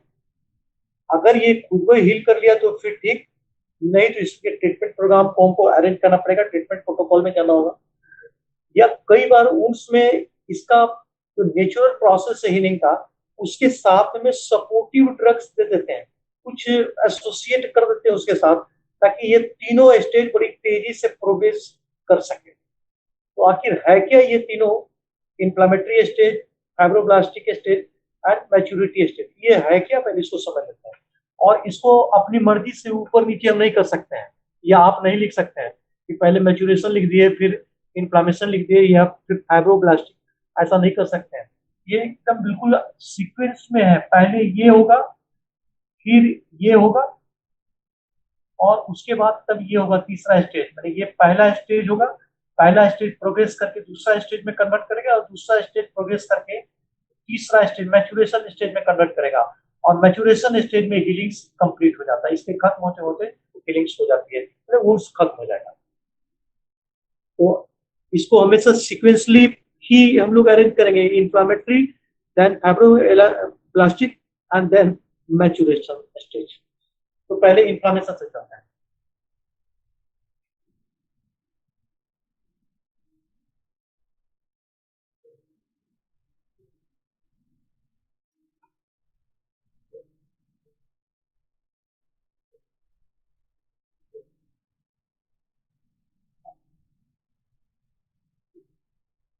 इंफ्लामेटरी स्टेज,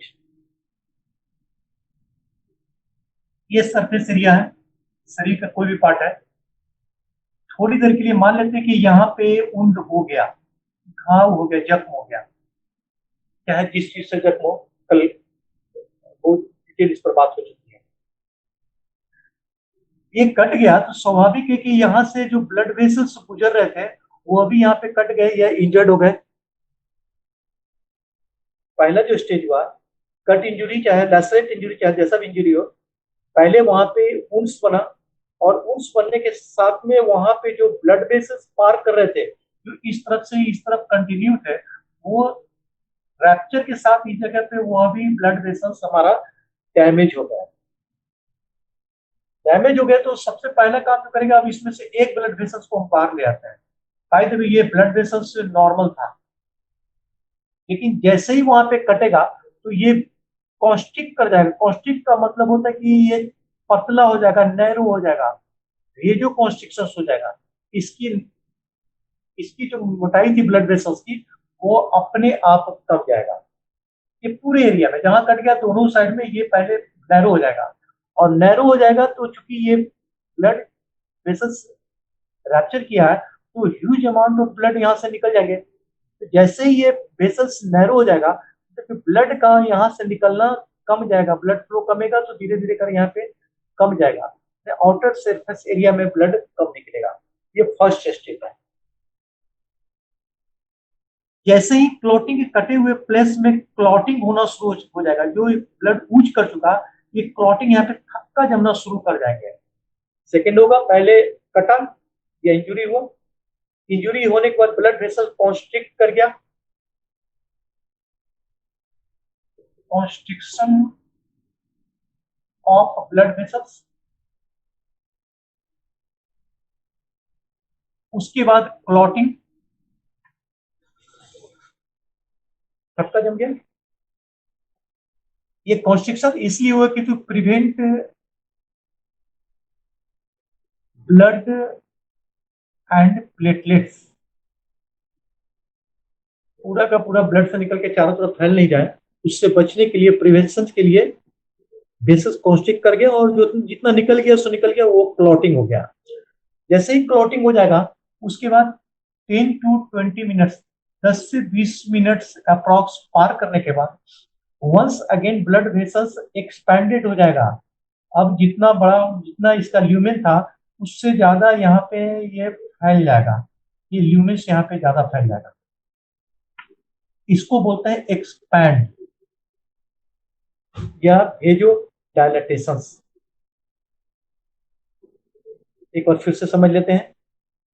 कट गया या इंजुरी हो गया, इंजुरी होने के बाद ब्लड वेसल्स वहां पे रैप्चर कर गया, ब्लड वेसल जो रैप्चर कर गया उसमें पहला जो काम हो गया भेजो कॉन्स्ट्रिक्शन, ब्लड वेसल्स वहां पे कॉन्स्ट्रिक्ट कर गया।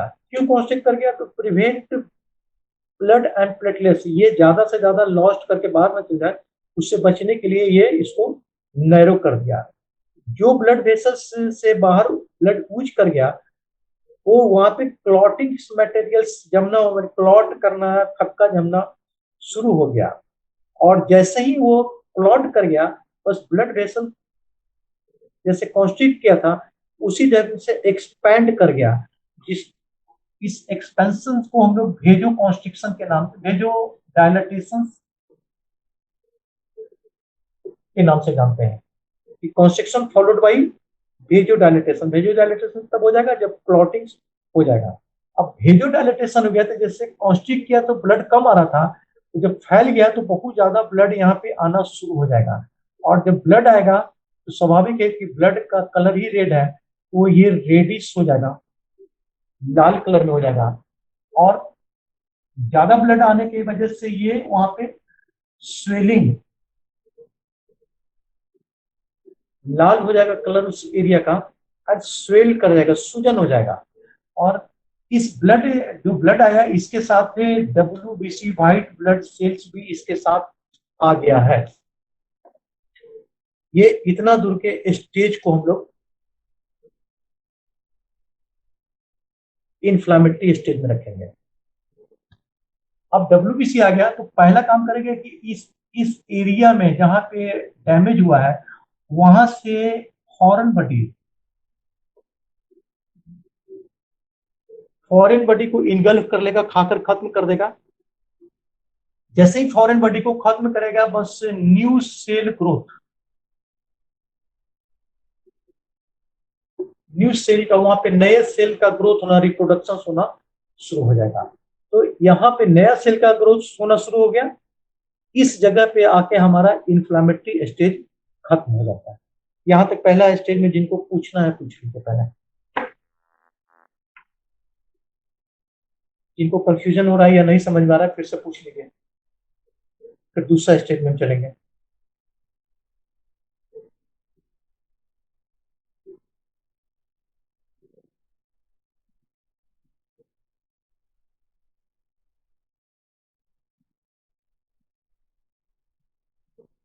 कुछ नहीं पूछना है किन्हीं को?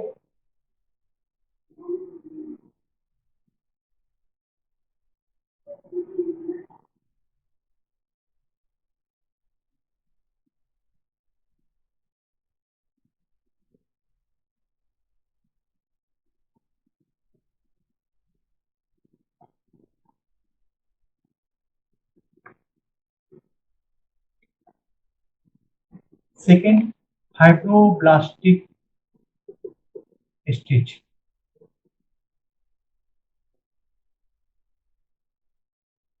अब दूसरा स्टेज में आ गए जिसका नाम है फाइब्रोब्लास्टिक स्टेज। ये क्या कह रहा है इसको पहले समझ लेते हैं। फिर से वही सरफेस एरिया, वही इंजुरी,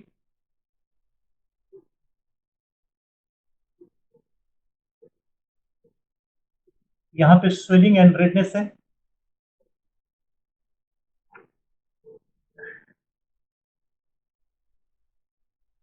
मैक्सिमम ब्लड सप्लाई है, क्योंकि इन्फ्लामेटरी स्टेज में ब्लड वेसल्स डायलेट कर गया था, तो मैक्सिमम ब्लड इस जगह पे है। जब मैक्सिमम ब्लड है तो ब्लड के साथ अब कोलाजन सिंथेसिस, कोलेजन फाइबर का सिंथेसिस, वहां पे कोलेजन हमारा प्रोटीन्स है, और ये प्रोटीन से ही एक दूसरे सरफेस से इस कटे हुए पार्ट मतलब इस एज को इस एज से जोड़ देगा। और जोड़ने के लिए यहाँ पे कोलेजन्स का होना जरूरी है। और कोलेजन्स हमारे जितने भी मसल्स है स्किन में है उसमें इलास्टिसिटी के लिए रिस्पॉन्सिबल है। जैसे जैसे हम एज को पार करते हैं, चाइल्ड से एडल्ट, एडल्ट से मिडिल, मिडिल से ओल्ड स्टेज में, वैसे वैसे ये कोलेजन सिंथेसिस तो 24 आवर चलता रहता है शरीर में। तो कोलेजन का सिंथेसिस कमना शुरू कर जाता है और हमारे शरीर की इलास्टिसिटी धीरे धीरे करके घटती जाती है। और वही वजह है कि ब्रिंकल, पहले झुर्री पड़ने लगेगा, फिर लूज हो जाएगा, फिर ये सब लूज होके लटकने लगेगा। तो उसके पीछे कोलेजन ही जिम्मेवार है। कोलेजन के सिंथेसिस नॉर्मल रहे तो ब्रिंकल पड़ जाना या लूज पड़ जाना ऐसा नहीं होगा। तो यहाँ पे कोलेजन फाइबर से इस दोनों एज, इस तरफ वाले और इस तरफ वाले में एक्सेसिव अमाउंट में सिंथेसिस हो जाता है, और जैसे ही यहाँ पे कोलेजन का सिंथेसिस होगा तो श्रिंकिंग ऑफ एज, ये कटा हुआ पार्ट सिकुड़ जाएगा, और सिकुड़ जाने के बाद एक दूसरे के बिल्कुल पास आ जाएगा। जो अभी ए पार्ट था एक दूसरे से दूर दूर था, ये कोलेजन फाइबर जैसे ही वहां पे सिंथेसिस होगा दोनों पार्ट को श्रिंक करके एक दूसरे के बिल्कुल पास लेकर चला आएगा। और वही जब बड़ा कटा रहता है ना, तो कोलेजन फाइबर वहां पे नहीं बन पाता सही से, तो हम लोग सुचरिंग कर देते हैं, टाँका बोलते हैं ना, टाँका दे दिए, बड़ा इंसिजन ऑपरेशन होता है। तो कोलेजन फाइबर अब चूंकि काफी डीप कटा हुआ है, काफी अपार्ट रहता है, दोनों दोनों लेयर में काफी डिस्टेंस रहता है, तो इसको कोलेजन फाइबर नहीं भर पाता है। तब वहां पे टाँका दे देते हैं, और टाँका देने के स्टिच करने के बाद इन दोनों सरफेस को सटा देते हैं, और सटा देते हैं तब कोलेजन फाइबर वहां बन जाता है। तो ये नेचुरली तौर पे ये प्रोसेस हमारा कि कोलेजन सिंथेसिस हो जाएगा सेकेंड स्टेज में। कोलेजन जैसे ही सिंथेसिस होगा तो दोनों सरफेस एरिया जो अलग अलग था उसको श्रिंक कर देगा, सिकोड़ के एक जगह पर ले आएगा, और एक जगह पर जैसे ही वो लेकर चला आएगा, यहाँ पे नए ब्लड वेसल्स दोनों तरफ से बनना शुरू हो जाएंगे। नया जो भी ब्लड वेसल रैप्चर कर गया था दोनों तरफ को ऐसे करके जोड़ देंगे, न्यू ब्लड वेसल्स का डेवलपमेंट, मतलब कैपिलरी का फॉर्मेशन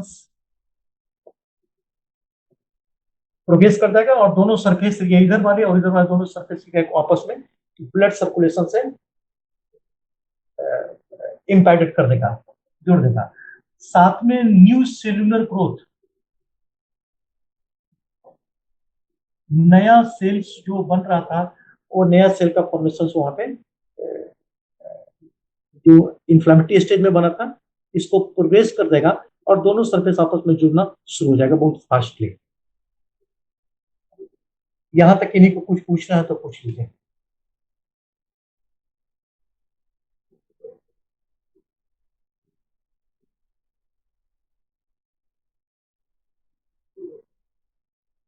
इन्हीं को कुछ पूछना है? No sir.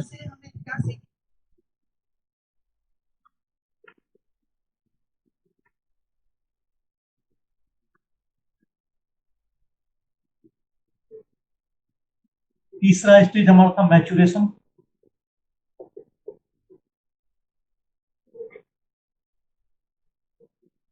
फिर से वही इंजुरी, अब ये अपार्ट नहीं रहेगा, यहाँ पे सिर्फ लाइन हम दे देते हैं, मार्किंग दे देते हैं, क्योंकि श्रिंक कर गया है दोनों सरफेस एरिया फाइब्रोब्लास्टिक एज में, दोनों आपस में सट चुका है, नए ब्लड वेसल्स का यहाँ पे फॉर्मेशन हो चुका है। मैचुरेशन स्टेज में मोर synthesis of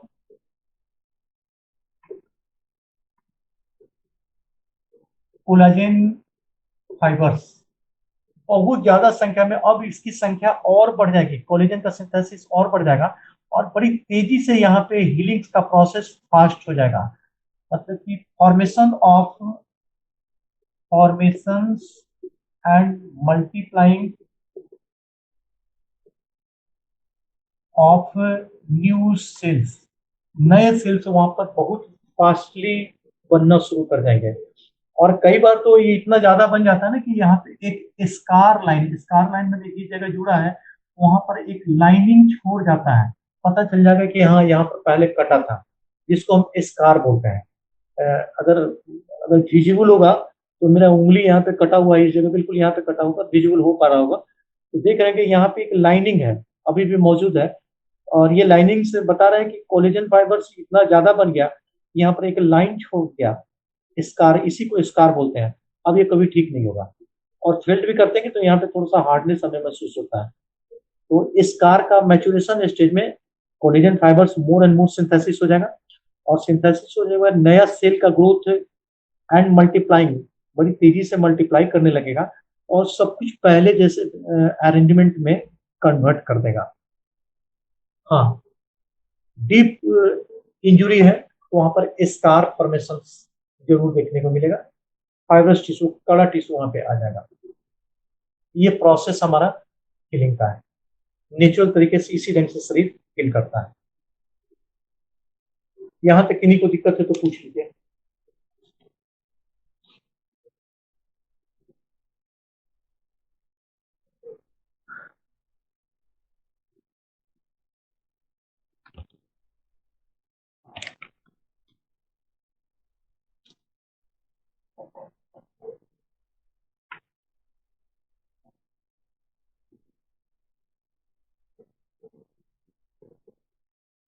factors affecting healing, वो कौन कौन सा बातें हैं जो हीलिंग्स को प्रभावित कर सकते हैं। हीलिंग फास्ट हो सकता है, हीलिंग स्लो हो सकता है, हीलिंग्स नहीं हो सकता है। इन्हीं सारी बातों को हम लोग फैक्टर्स अफेक्टिंग हीलिंग्स के अंतर्गत में पढ़ते हैं। इसमें फर्स्ट जो बात आता है निक्रोसिस। निक्रोसिस के बारे में बता चुके हैं, सेल डेथ। सेल डेथ को हम लोग निक्रोसिस बोलते हैं। लोकल एरिया जहां पे ये इंजुरी हुआ था, यहाँ का अगर लोकल सेल डेथ कर गया, मर चुका है, तो फिर हीलिंग्स को प्रभावित करेगा। क्योंकि जो मर चुका है, अब जब तक कि ये डेथ सेल को यहाँ से हम रिमूव नहीं कर देंगे, हटा नहीं देंगे, तब तक कि कोलेजन फाइबर दोनों साइड में सिंथेसिस नहीं होगा। तो ये सरफेस है और ये सरफेस है, अगर ये कटा हुआ है और दोनों दोनों एज पर सेल डेथ कर चुका है, नेक्रोज कर चुका है, तो चूंकि सेल डेथ कर गया तो नया सेल का ग्रोथ थोड़ी होगा, कोलेजन का सिंथेसिस थोड़ी होगा। तो जब तक इसके किनारे का और इसके किनारे को हम खुरच के हटा नहीं देते हैं, और हटाने के बाद जब बाकी बचे पोर्शन को नजदीक लेके आएंगे, तो वंस अगेन कोलेजन का सिंथेसिस शुरू हो जाएगा। अदरवाइज सेल डेथ कर गया तो दोनों अलग अलग ही रह जाएगा, फेल कर जाएगा, ये हीलिंग से वहां पे नहीं हो पाएगा। तो नेक्रोसिस या सेल डेथ डायरेक्टली वो प्रभावित करता है हमारे हीलिंग प्रोसेस को। सेकेंड बात करते हैं infection. It means presence of foreign body. जो एज है, कटा हुआ पोर्शन है, अगर यहाँ इन्फेक्शन नहीं है तो हीलिंग्स हो जाएगी जी। लेकिन ओपन वुंड है, घाव बाहर एक्सपोज हो चुका है इन्वायरमेंट से, इन्वायरमेंट में जो डस्ट पार्टिकल्स है, स्किन में जो गंदगी है, हवा में जो गंदगी है, उसकी वजह से यहाँ पे माइक्रो ऑर्गेनिज्म फॉरेन बॉडी यहाँ पे प्रेजेंट हो गए, और फॉरेन बॉडी प्रेजेंट हो जाएंगे तो इस कटे हुए पार्ट को इन्फेक्टेड करते हैं, इन्फेक्शन कर दिए। तो इन्फेक्शन जैसे ही होगा ना, इन्फेक्शन माइक्रो ऑर्गेनिज्म तो नया सेल को खाएगा, तो जैसे ही नया सेल ग्रोथ हो गया, बस उसको वो इनगल्फ कर देगा, खा के खत्म कर देगा। तो यहाँ पे वंस अगेन हीलिंग्स हमारा डिले हो जाएगा, या नन हीलिंग्स नहीं होगा। तो इन्फेक्शन सीधा प्रभावित करता है हीलिंग प्रोसेस को।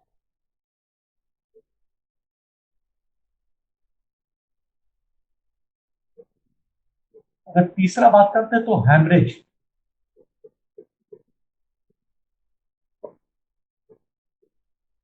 हैमरेज मतलब फ्रैक्चर ऑफ ब्लड वेसल्स।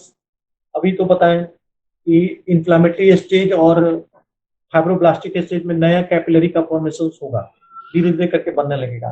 भाई जब यहाँ पे कटा हुआ है किन्हीं का और रेस्ट में है तो फिर तो ठीक है, इजी है।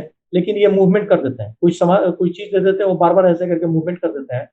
तो जैसे ही मूवमेंट करेंगे ना, तो जो कैपिलरी नया बन रहा था फिर से ये अलग हो जाएगा। तो जब अलग हो जाएगा ना, तो जुड़ेगा ही नहीं। तो इसी प्रोसेस को हैमरेज बोलते थे, कि कैपिलरी फट गया, फिर से वहां पे ब्लीडिंग शुरू हो गया।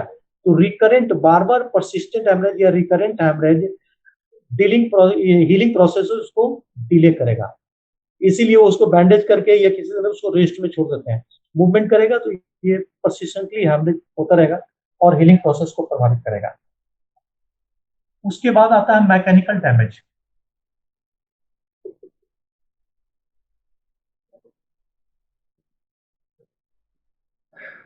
मैकेनिकल डैमेज का मतलब है कि कोई बैरियर्स है ऐसा जिसमें वो मूवमेंट नहीं कर पा रहा है। अगर ये बेडसोर हो गया, बेडसोर तो खासकर पीछे, कल बताए थे कि बेडसोर पीछे वाले पोर्शन में जहां जहां बिछावन से टच रहता है वही है।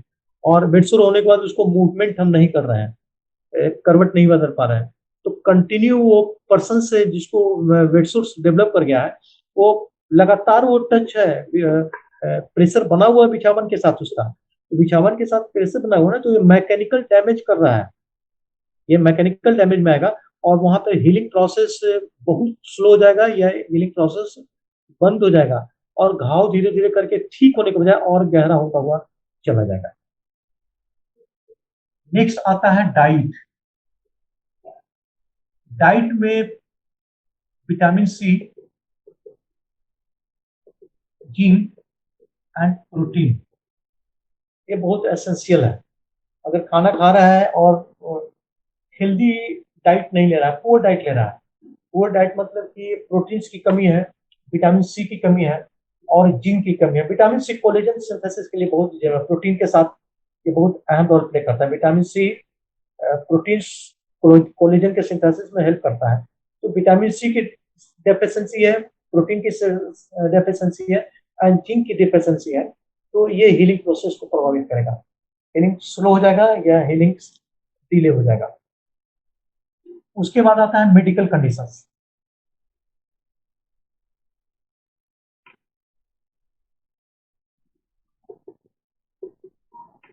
मेडिकल कंडीशंस में कोई बीमारी, क्रोनिक बीमारी से सफर कर रहा है, ट्यूबरकुलोसिस है, डायबिटीज है, थायराइड है,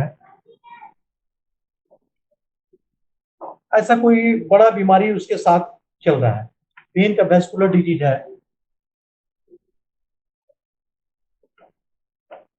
कार्डियक प्रॉब्लम है, आस्थमा है, ये कई क्रोनिक डिजीज है। इन सब में से कोई भी डिजीज से सफर कर रहे हैं तो स्वाभाविक है कि हीलिंग प्रोसेस ऐसे प्रोसेस में प्रभावित होकर डिले हो जाएगा। चाहे डायबिटीज हो, शुगर का प्रॉब्लम हो, टीबी हो चुका हो, थायराइड का प्रॉब्लम हो, वेस्कुलर डिजीज मतलब ब्लड वेसल्स का प्रॉब्लम है, कार्डियक प्रॉब्लम है, हार्ट का प्रॉब्लम है या लंग्स का प्रॉब्लम है, दमा है, तो इन सभी कंडीशंस में हमारा हीलिंग प्रोसेस प्रभावित होगा।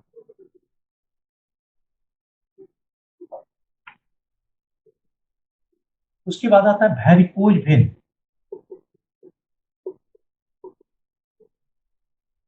वेरिकोज वेन आप लोग देखे होंगे, ऐसा नहीं कि नहीं देखेंगे, खासकर रिक्शा पुलर, ठेला चलाने वाले जो ज्यादा देर तक खड़े रहते हैं या पैर से बहुत ज्यादा काम करते हैं, उनके अगर पैर को आप देखे होंगे कभी गौर से,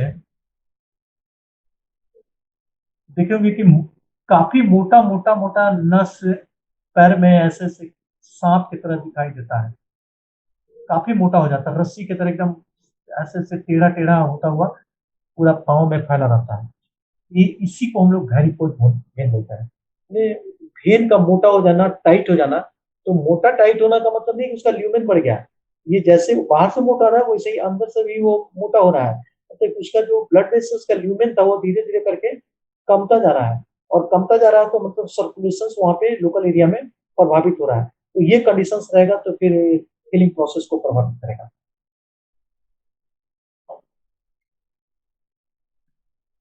उसके बाद आता है ड्राइनेस।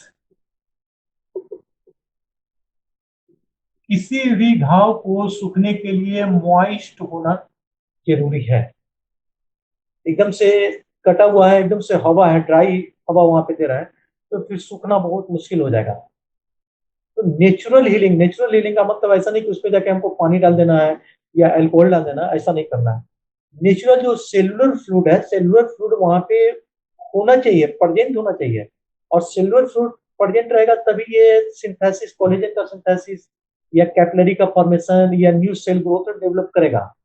लेकिन वहां पे अगर हम ड्राई कर देते हैं, जैसे पाउडर डाल देते हैं, बोरिक पाउडर वहां पे छीट दिया है या टेल्कम पाउडर छीट दिया है, तो उस लोकल एरिया से मॉइस्चर को हमने हटा दिया, तो मॉइस्चर को जैसे ही हटा देंगे ना तो हीलिंग प्रोसेस प्रभावित हो जाएगा, नहीं हो पाएगा। तो वहां पे मॉइस्ट, नेचुरल मॉइस्ट, अलग से पानी नहीं डालना, नेचुरल या वेट बैंडेजिंग, एंटीसेप्टिक कुछ लगा के उसको बैंडेजिंग करते हैं कि वहां पर गीला रहे।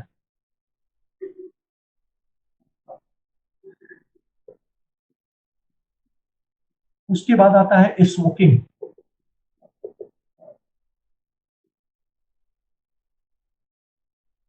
स्मोकिंग में बीड़ी, सिगरेट,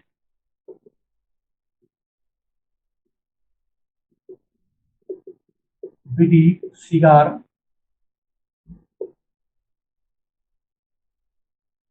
कोई भी चीज की हैबिचुएशन है, सिगरेट का, बीड़ी का, सिगार का, तो ये हीलिंग प्रोसेस को स्लो करेगा।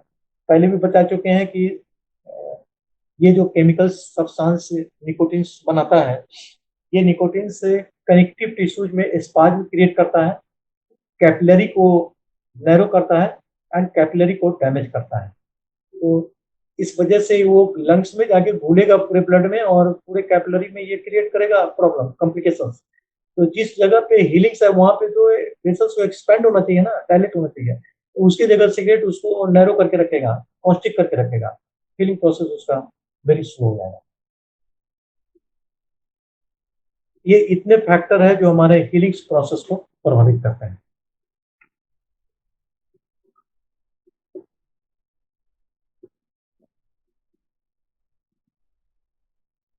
अब हम चाहते हैं कि जितना बता चुके हैं उसको लिखा देते हैं, तो कल ट्रीटमेंट पढ़ा के कल ट्रीटमेंट लिखा देंगे।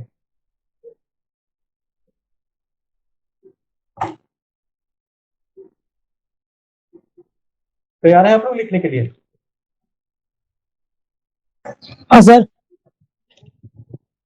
हाँ, तो इसको लिखते हैं थोड़ा थोड़ा। हेडिंग दीजिए पहले, wound.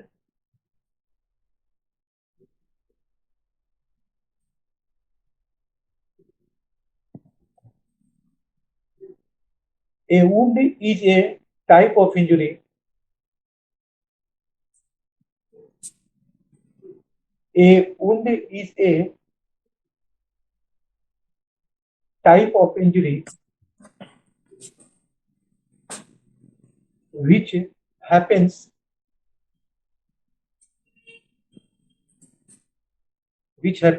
relatively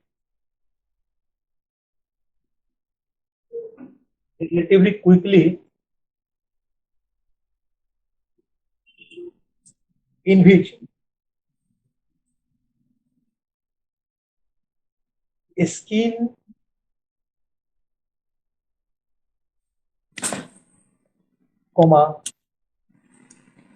muscles, tendon,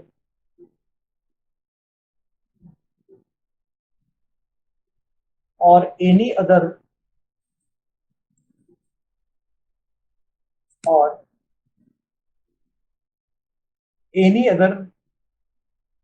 parts of body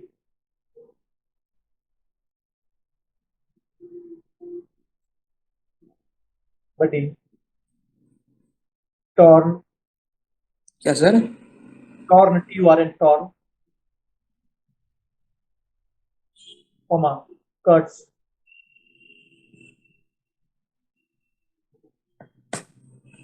or punctured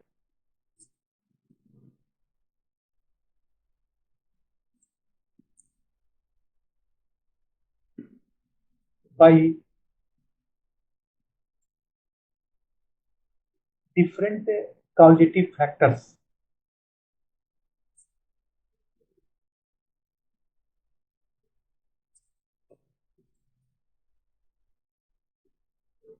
By different causative factors.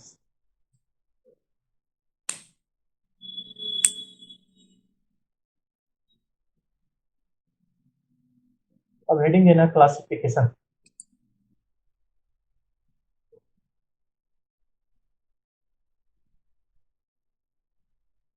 उसमें लिखिए the wound may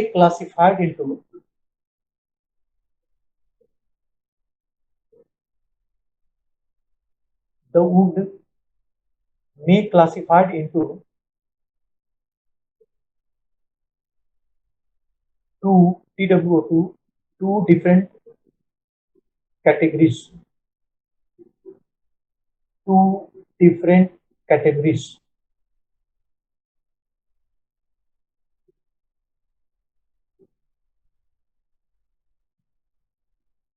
पहला, according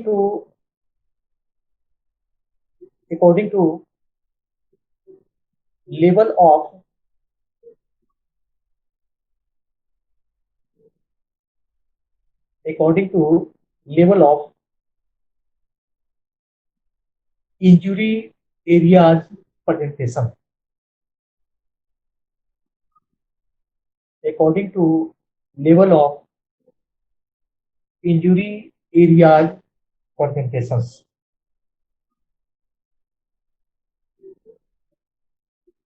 इसमें डैश देकर लिखना है। इन दिस कैटेगरीज, क्या बोले sir? In this categories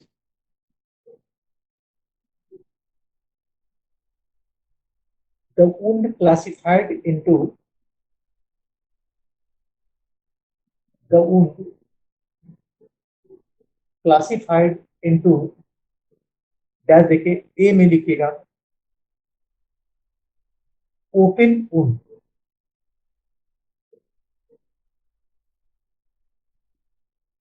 open wound classified into dash देखिए, ए में ओपन वुंड, ओपन वुंड में डैश देख लिखना। Here the epidermis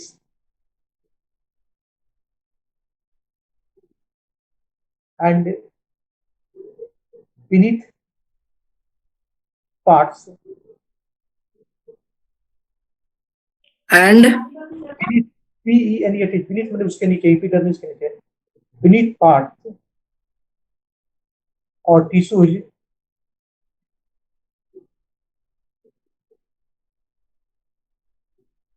damaged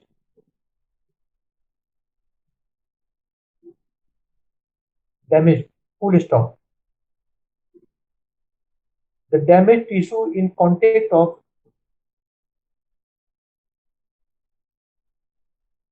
the damaged tissues in contact of environment,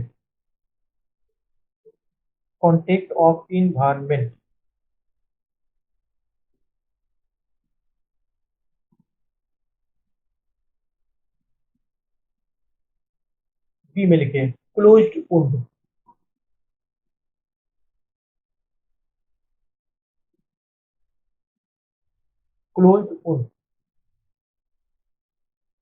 इसमें here the wounds are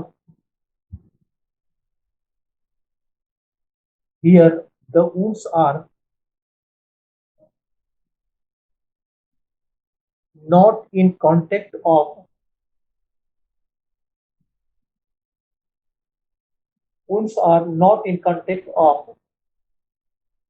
environment।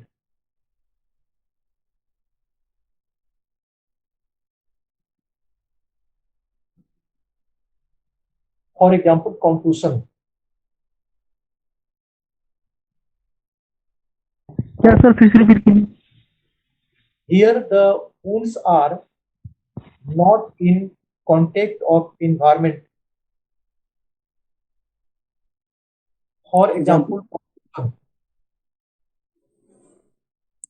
क्या sir? for example, contusion, CONTUSION, contusion। Sir इसका मतलब क्या होता है सर? कंफ्यूजन का मतलब कंफ्यूजन से बता रहे हैं कि कैसे हम बताएं, जैसे आर्म है, चेस्ट है ना, बॉलिंग कर रहे हैं या फिर एक्सरसाइज, कभी खेल नहीं रहे हो, बहुत दिन से तुम ग्राउंड पे नहीं जा रहे हो और अचानक 6 महीना साल भर के बाद ग्राउंड में जा रहे हो या एक्सरसाइज में जा रहे हो, तो उस समय तो पता नहीं चलता है, लेकिन अगला दिन तुम फील करोगे 24 घंटा होते होते कि बहुत ज्यादा वहां पे दर्द है, हाथ भी नहीं उठा रहा है, लेकिन वहां पे कोई घाव थोड़ी दिखाई देता है। तो जो तुम अचानक से एक्सरसाइजेस शुरू की है या बॉलिंग शुरू की है, तो जहां जहां मसल पर स्ट्रेस पड़ा वो इनसाइड मसल फाइबर थोड़ा थोड़ा डैमेज हो जाता है, उसी को कंट्यूशन बोलते हैं। तो घाव दिखाई नहीं देगा लेकिन अंदर में घाव है, तो 2-3 दिन में धीरे धीरे करके ठीक होता है। Okay sir. ये पहला according to level of injury वाला क्लासिफिकेशन हो गया। अब दूसरा में ये क्लासिफिकेशन अकॉर्डिंग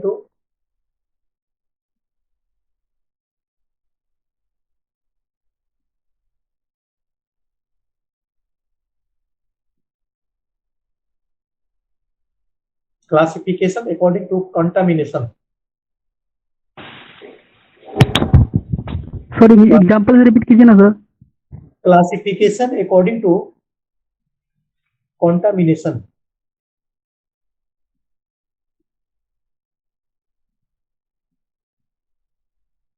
इसमें डैश देख लिखना है। In this categories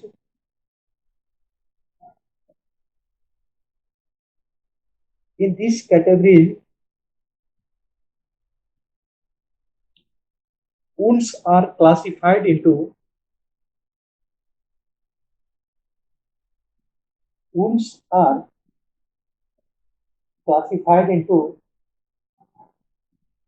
following types.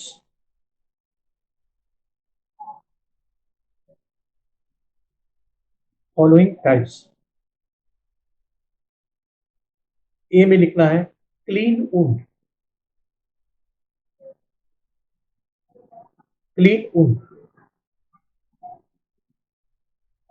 इसमें लिखे where there are no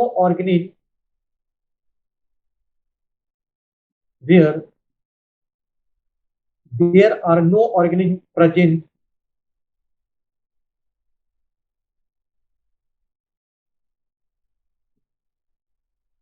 in injured area.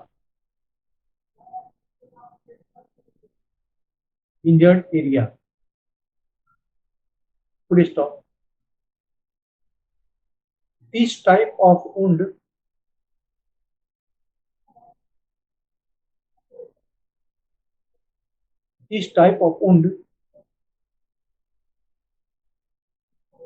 heal without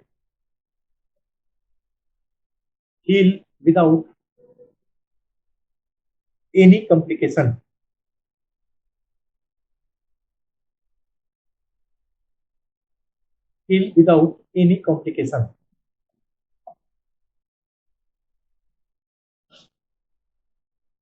B में है ये contaminated wound.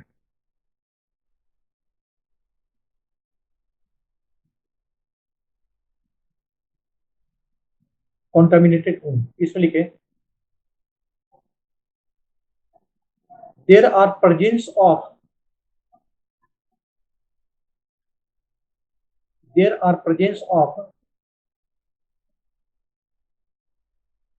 pathogenic organism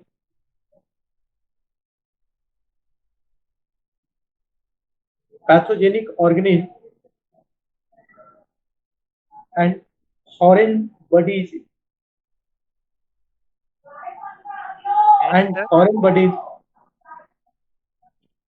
in the wounds.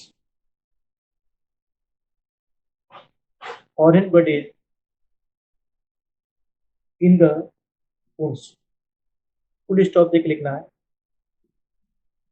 Usually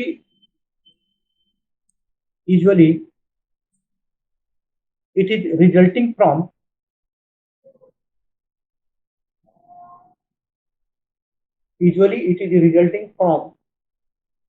accidental injury.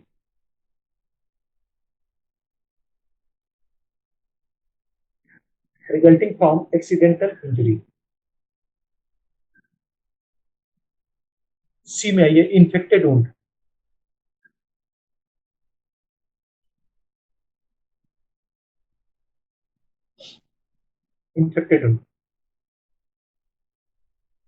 इसमें डैश तक लिखना है। The wound had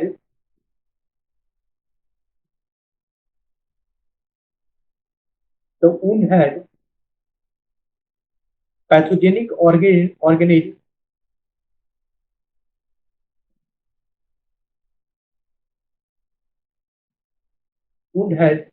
organism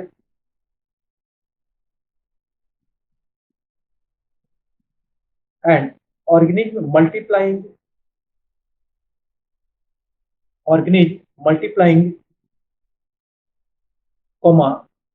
exhibiting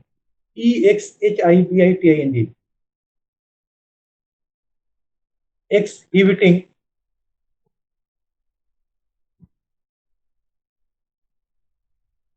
clinical signs of infection,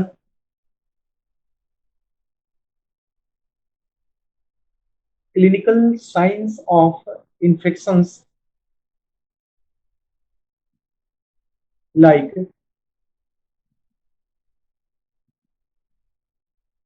soreness,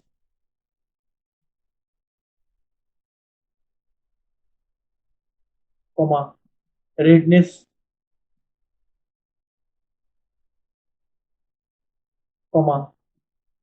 yellow appearance,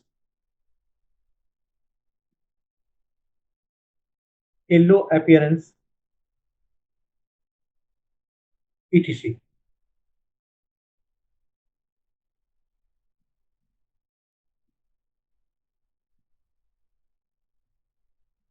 D में आइए, कोलिनाइज्ड ऊन,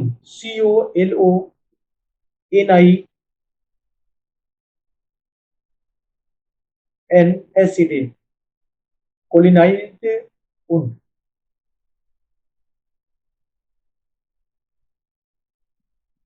क्या देखें,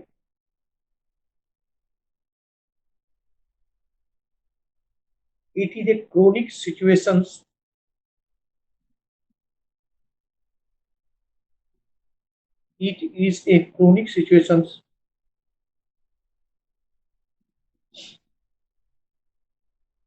containing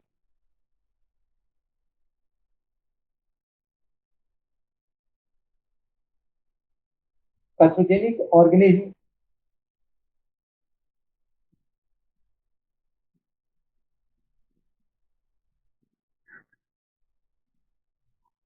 full stop. This type of wound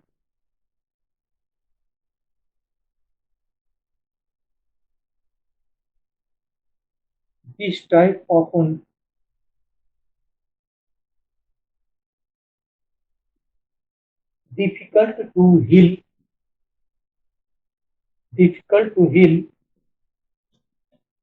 like bed sore, क्या बोले सर? Like के बाद? like bed sore, BED, bed, SORE, sore, bed sore.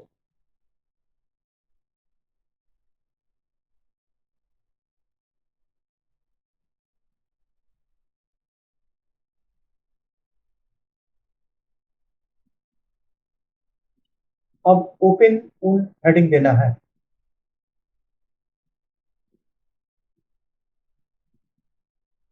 क्या बोले सर? ओपन वुंड हेडिंग देना है, खत्म हो गया क्लासिफिकेशन, अब ओपन वुंड हेडिंग देना है।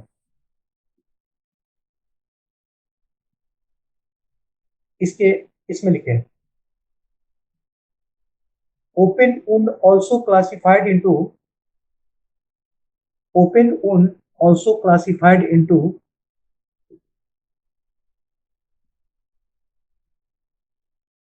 following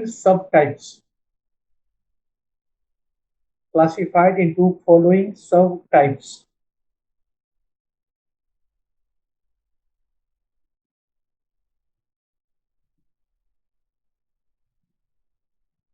ए में लिखना है incision wound,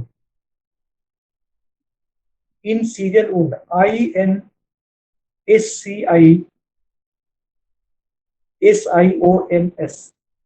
incision wound,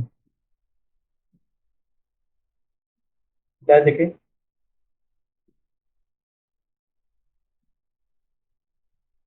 it caused by a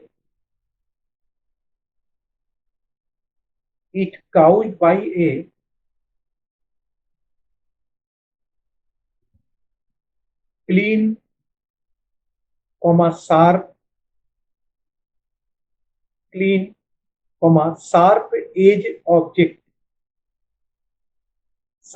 EDGED, sharp edged object like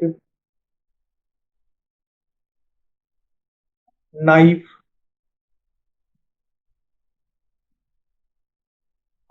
blade, glass, comma sword, sword, sword, etc.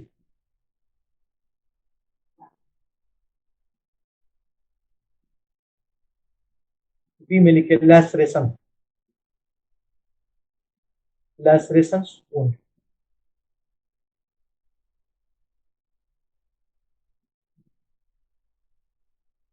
इसमें लिखना है irregular tear like wounds, irregular tear like wounds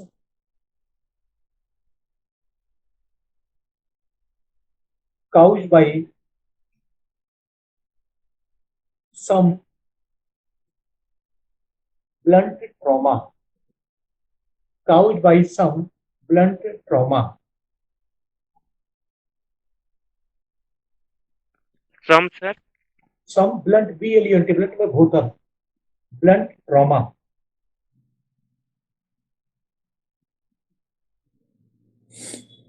सी में लिखिए abrasion,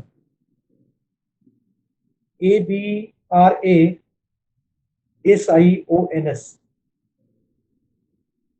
aberrations.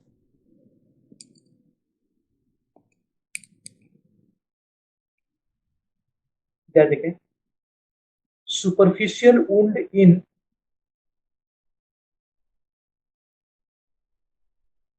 superficial wounds in which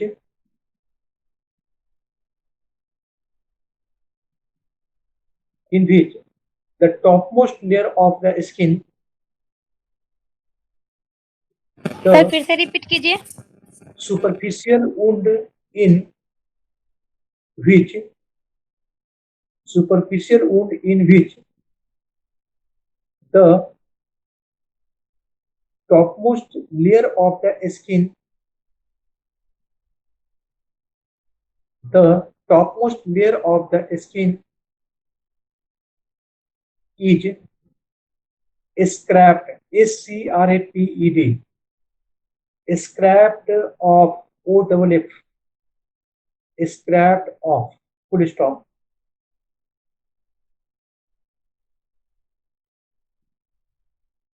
Abrasions are often caused by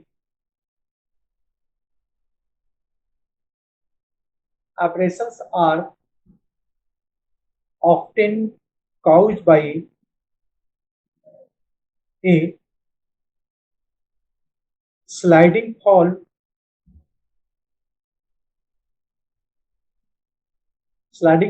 on to a rough surface, Sliding fall on to a rough surface like tree bark,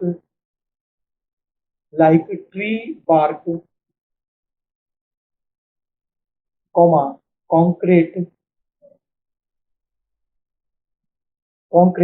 etc.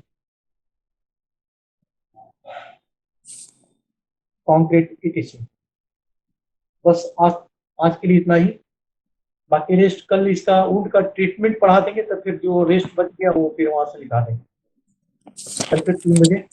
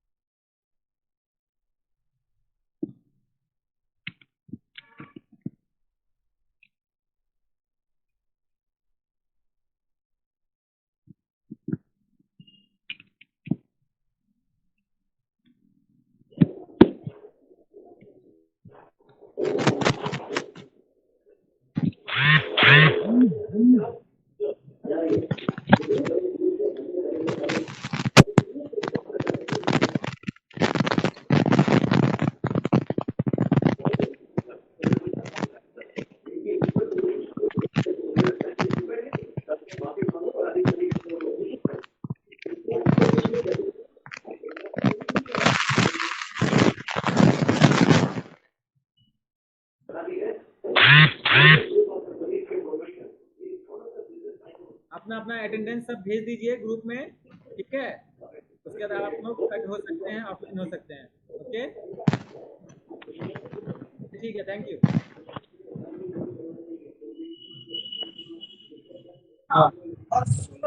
Hello किसान।